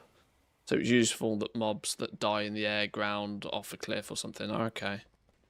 Kind of a cool utility item then maybe to keep in your bags, but you might not use it too much. This is the boss drop weapon. I think it was it a 2-handed mace that has an auto loot or you can on use to loot everything around you, which is quite clever. Right, so we gain a little bit more resourcefulness from that. Let's see what's happening with the numbers on this. Hang on. Let's where's our weapon enchant of choice? We're at 14%, 16%. We can equip that. This is 18%. The hat is bugged, so it's not going to give us the stats it should do, but if we counter that by putting a good quality enchant on it, you know, 6 of one, half a dozen of another, boom, 21%, and get ourselves a little over 20% resourcefulness. Not as nice as dual crafting, who can stack like 20% multi-craft, but you can't multi-craft on enchants, so it's the best option we have. The best option we have, and that is of course including fully speccing out resourcefulness over here, meaning that was 35 knowledge points. From that point on, there is no real extra reason for you to spend anything else other than putting points in here to unlock more recipes, I guess. Or to gain more resourcefulness, if it's available anywhere. Crafting speed, ingenuity, and resourcefulness whilst crafting.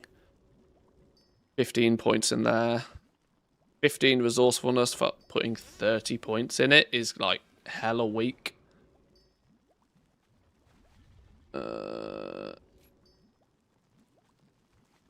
But if it needs to be done, we said we've only got 35 points to spend, so are we gonna say it's more worth? There's 15 points here, 15 resourcefulness for 15 points.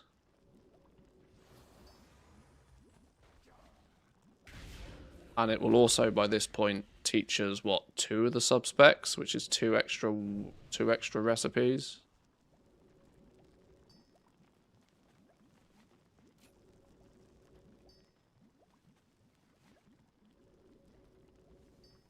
Skill, skill, skill, skill. It's so weird for concentration alts. You used to just like try and full build something. But this time round, because of the nerf to concentration refund, you don't, and the fact that we've only got 2 qualities, you don't care about skill points at all. Crafted a bunch of decor items yesterday. Crafting cost was about 100k-ish. Already made that money back, plus about 400k. Selling across multiple realms. I love decor. I mean, I think decor's where it's at for the foreseeable future, if I'm honest. It's Blizzard's new little baby, isn't it? It's Blizzard's baby. Player housing is going to be their thing that they're putting the most time, the most effort, everything in. It's already been able to make people huge amounts of gold already, which at this point in the expansion is outrageous. The amount of gold you're able to make farming lumber right now is on par with what you expect to see at the beginning of an expansion. And it's the end of this expansion. It's crazy. There's a strong part of me that really, really believes that the gold rush opportunity for Midnight has already started. And it's decor.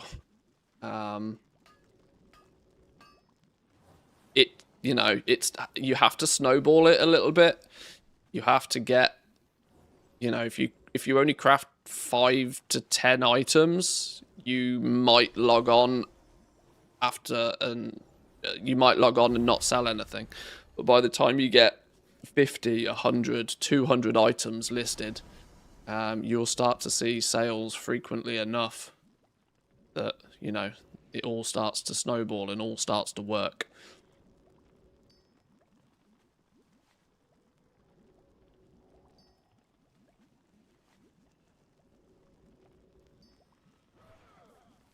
I don't know what the best path of action here is. There's not really any nodes in here that's particularly of any value to you. Other than the concept of just straight up learning more recipes. Day 1, you're going to have about 70 points to play with by doing a few little extracurriculars. But I'm struggling to find reason to spend many more points, honestly. There's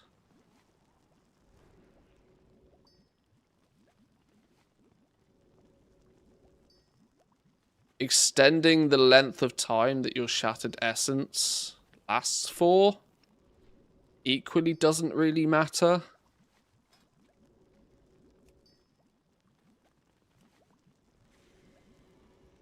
Because the result is that you should be you shouldn't be spending more than 5 minutes here anyway. That is worth an extra 50 resourcefulness when this is up as well. That's something I hadn't considered. So that now we're looking at 27% resourcefulness. 27% resourcefulness. So 1 in 3 enchants is going to proc and save you something. Now, if it lands on something big like a crystal, it's GG, well played. If it doesn't, whatever. But it's gonna, every little helps.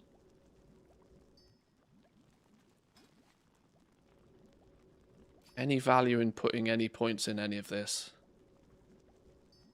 This grants you the ingenuity. I would also point out that this whole spec tree, by the way, still doesn't work. You're meant to get 60 resourcefulness just from the points in here. And you can see it only gave 50. So this whole spec tree doesn't really work properly. But if we take what it says at face value as what it's meant to do.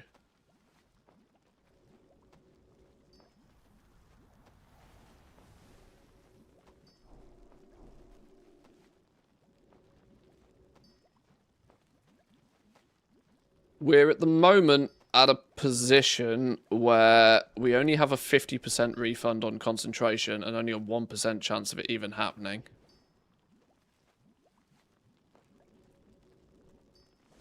No, it's absolutely 100% not worth putting anything anywhere near ingenuity. because it's either going to not do enough. It will not ever be able to do enough for it to be worth putting points into. And even if something happens, you're at best only going to get 70% of your concentration back, which means you are likely to need 2 ingenuity procs to even be able to press the button once more. So yeah, I'm still convinced there's no point going anywhere near this. Which makes this node completely dead, completely pointless. What we got over here? Oh, multicraft. Well, yeah, multicraft doesn't work on enchants, so that's also completely pointless. The only added value is maybe putting more points in here, but all it's doing is giving you ingenuity. Consume 3% less concentration. 5% less concentration. Yeah. There's literally no reason to put any points anywhere else. So I guess you just go the route of unlock more recipes to give you a slightly more diverse selection of recipes to choose from.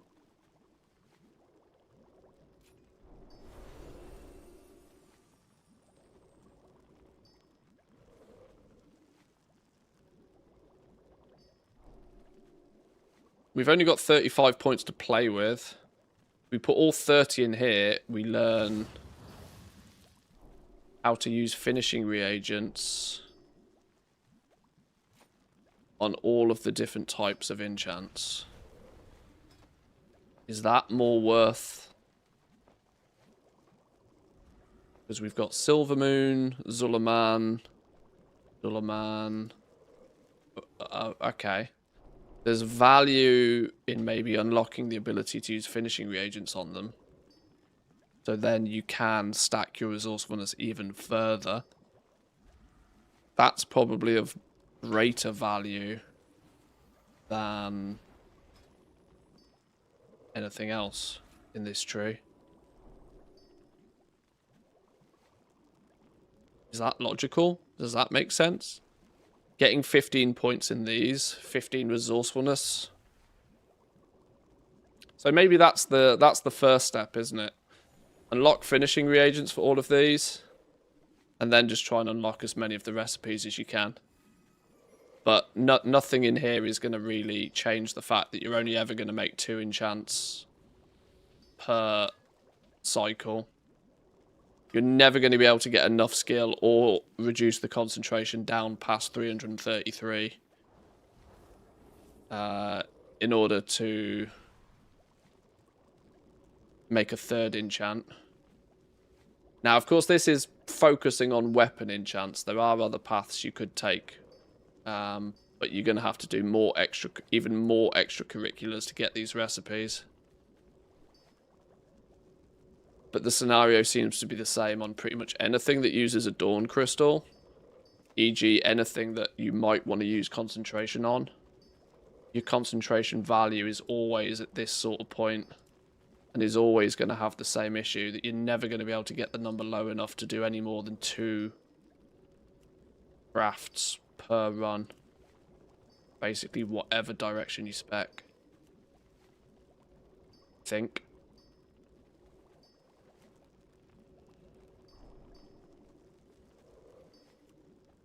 Any single endgame recipe. They're all balanced to be about the same. So you can unlock a lot more recipes, but you're still only ever going to make 2 of each one.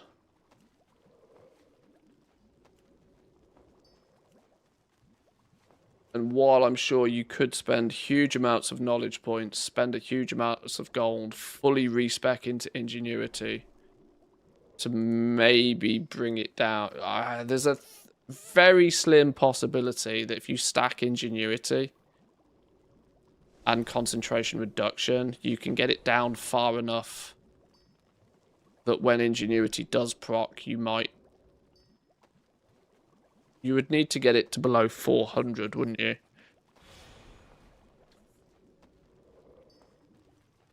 You'd need to get it below 400 Meaning when Ingenuity procs, you get a third enchant. Because 70% of the 400 would give you 250. On top of the 200 you have spare, which would be 450 again. So you actually wouldn't need to get this down too far. Ah, flipping hell. I was hoping that wasn't going to happen.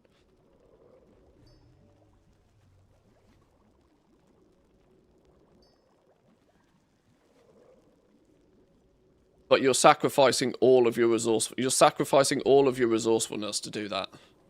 You're sacrificing all of your resourcefulness for the very slim chance of crafting a third enchant.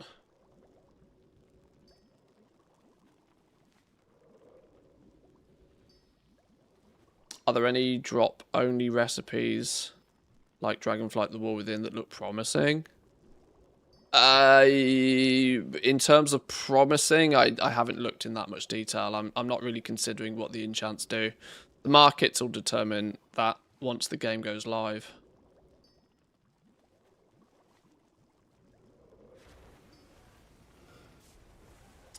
I heard Professions will open a little bit before the full midnight release. Is that true? And how much will there be to do? I mean, early access is a thing. You'll be able to play with Professions in early access, like you can play the rest of it. You'll be able to do everything in early access other than the weekly stuff. There's no weekly content available in early access. Weekly quests won't be available, which actually isn't a lot as far as Professions are concerned. Mathematically, the refund not being 100% is not that relevant. Only means you'll need to log in earlier than 4 days.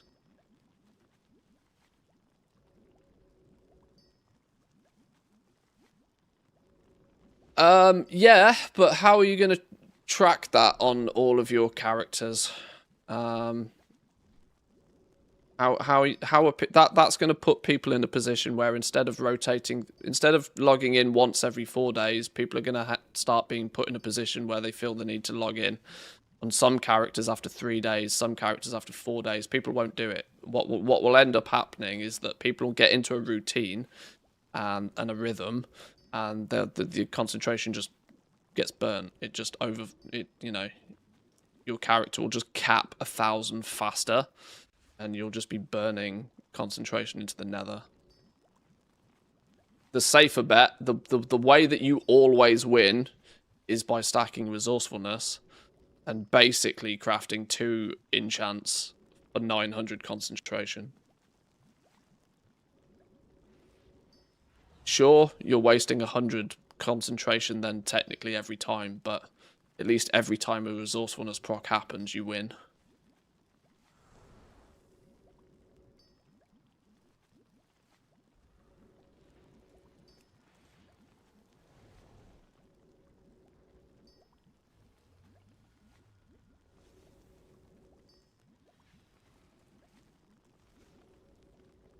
You have enough characters, let's say more than 50, you can just use an average. You always get an average of concentration left. In the end, it's more or less accurate. You have 10, it doesn't work. Let me put it this way. There is probably some maths that backs that up, yeah. But it's certainly not something I'm going to recommend. I will recommend people stack resourcefulness because you physically can't lose stacking resourcefulness. Even if there is maybe some weird out there way to argue that Ingenuity is better, it's what I'd consider a statistical anomaly.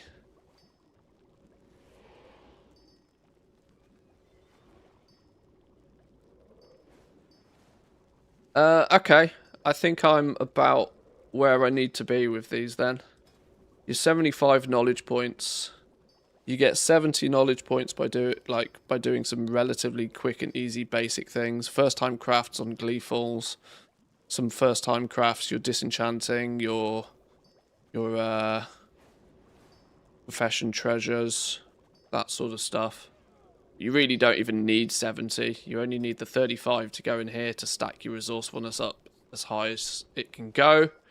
Then you're going to spend points in here to do nothing more than just unlock more recipes for you to potentially craft if one, you know, spikes in value or is in demand.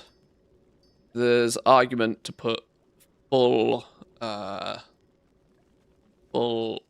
30 points in this, because it will at least give you a little bit more resourcefulness, and it will also give you finishing reagent use on all of the 3 class types of enchants. And from that point, with any extra bonus knowledge points you may stumble across, if you ever want to bother, you stack these to 15 points each. There's like a mid-season, season 2, and build of getting 45 more knowledge points just to put these all at 15 points each to boost that resourcefulness a little bit more. But you're not going to worry about that until you can do it quickly and easily and cheaply via catch-up. For season 1, 30 points in here. Ignore the rest. Unless there's specifically a recipe that you're chasing after. You know, if you want to, for some reason, be the Silver Moon Mending Shoulder Crafter, sure, you unlock this. You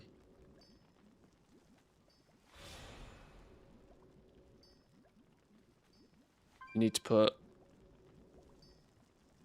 Wow, you need to put 10 points in this just to learn one of these.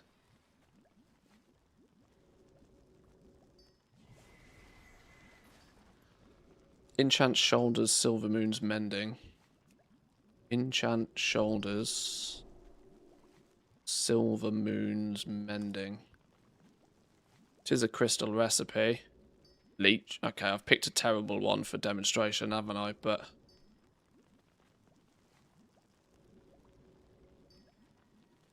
what unlocks the weapon enchants? Well, you get 4 of them just by leveling the profession to 55. The other ones... Moxie. This becomes an option because you will end up with a bunch of Moxie.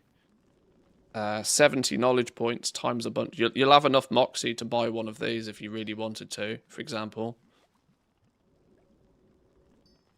That's probably where you'll spend the Moxie. Depending on what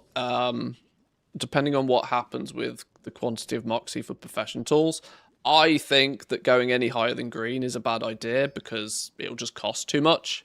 This already costs 30,000 gold-ish. You're not going to really want to throw more gold at it unless if you can get more gold out of it. I don't think going any higher than green tools is a good idea. But if you do, you're probably going to need to spend that Moxie on making these higher. You could be better off just buying, buying a recipe with the Moxie. The other ones, this is a dungeon drop. This will be on the auction house. You've got another one with Moxie. The raid drops this one. And a third one with Moxie. So there's up to 3 weapon enchants. This is where you might switch it up a bit. This is where if you've got a bunch of enchanting alts, if you're doing this on a bunch of characters, one character does the Moxie that way, the other one does a Moxie that way. But the base build is the same for everybody. 35 points in here. Stack your resourcefulness. And then you can spend the rest of your knowledge points just unlocking things if you wish. But nothing in here is really going to improve your efficiency. Because you basically ignore skill. So there's like 15 points in these nodes. Will give you a little bit more resourcefulness on them. Is maybe a long-term goal. 15 points on top, 15 points will probably give you an extra 2% resourcefulness or something. But I think it makes a lot more sense to drop 30 points in here to begin with. To unlock a little bit of resourcefulness here for all enchants.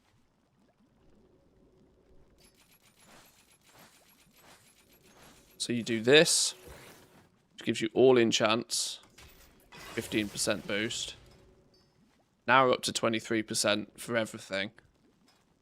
And you can unlock these, which will give you the ability to use the finishing reagents. And that's 65 knowledge points. Oh shit, what have I done here? No. Back it up. Did I spend that? No. Why is there not a refund button? Oh, I spent a point here apparently. Whoops. Yeah, 30 points in here. That's going to annoy me that I've spent 1 point in there. That's really dumb. Now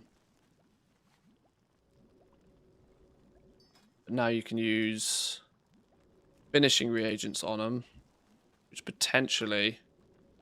Flipping hell's bells. That's, Those don't work correctly, do they? That gain 15 resourcefulness is 15%.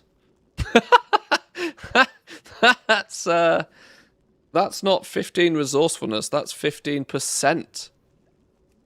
Okay, that's that's hella busted if that stays the same. Then in that case, that is absolutely what you do. That is absolutely what you do.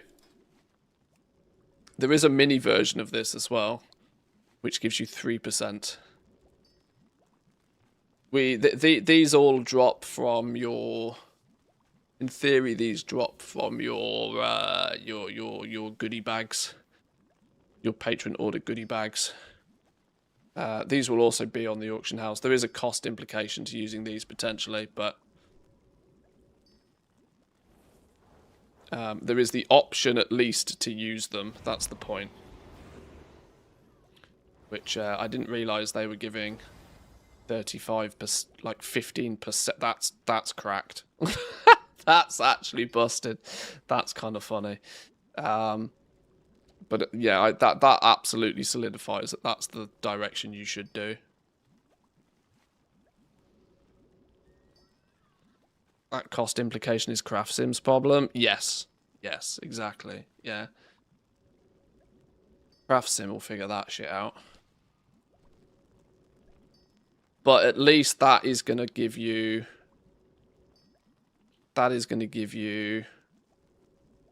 Hang on, how many points do we need in here to lock a sub-spec? 10 points in to learn a sub-spec, each of these. Okay. 30 points in here, 35 points in here, that's 65 points. 65 points, and anything else goes into these until you've got 15 points in each for the extra resourcefulness. 65 points is basically actually all you need.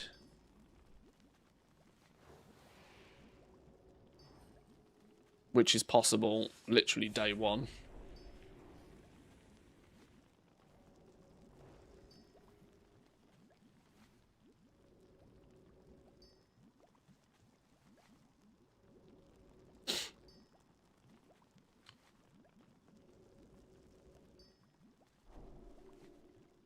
Is there not a one for ingenuity? There is. There's insidious identity. There is these as well, yeah.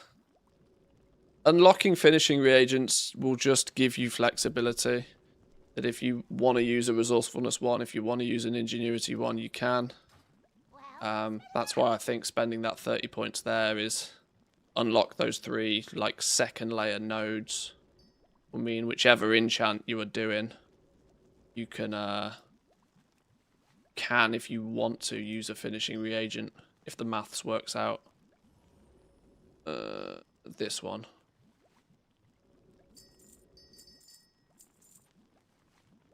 Glad I could help.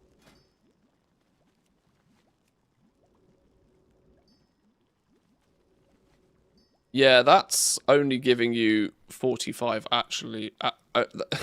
I think these are broken. I think these are meant to only give you like 15 resourcefulness stat, which would give you like an extra couple of %. I don't think that's meant to give you 15%. I think they're actually broken.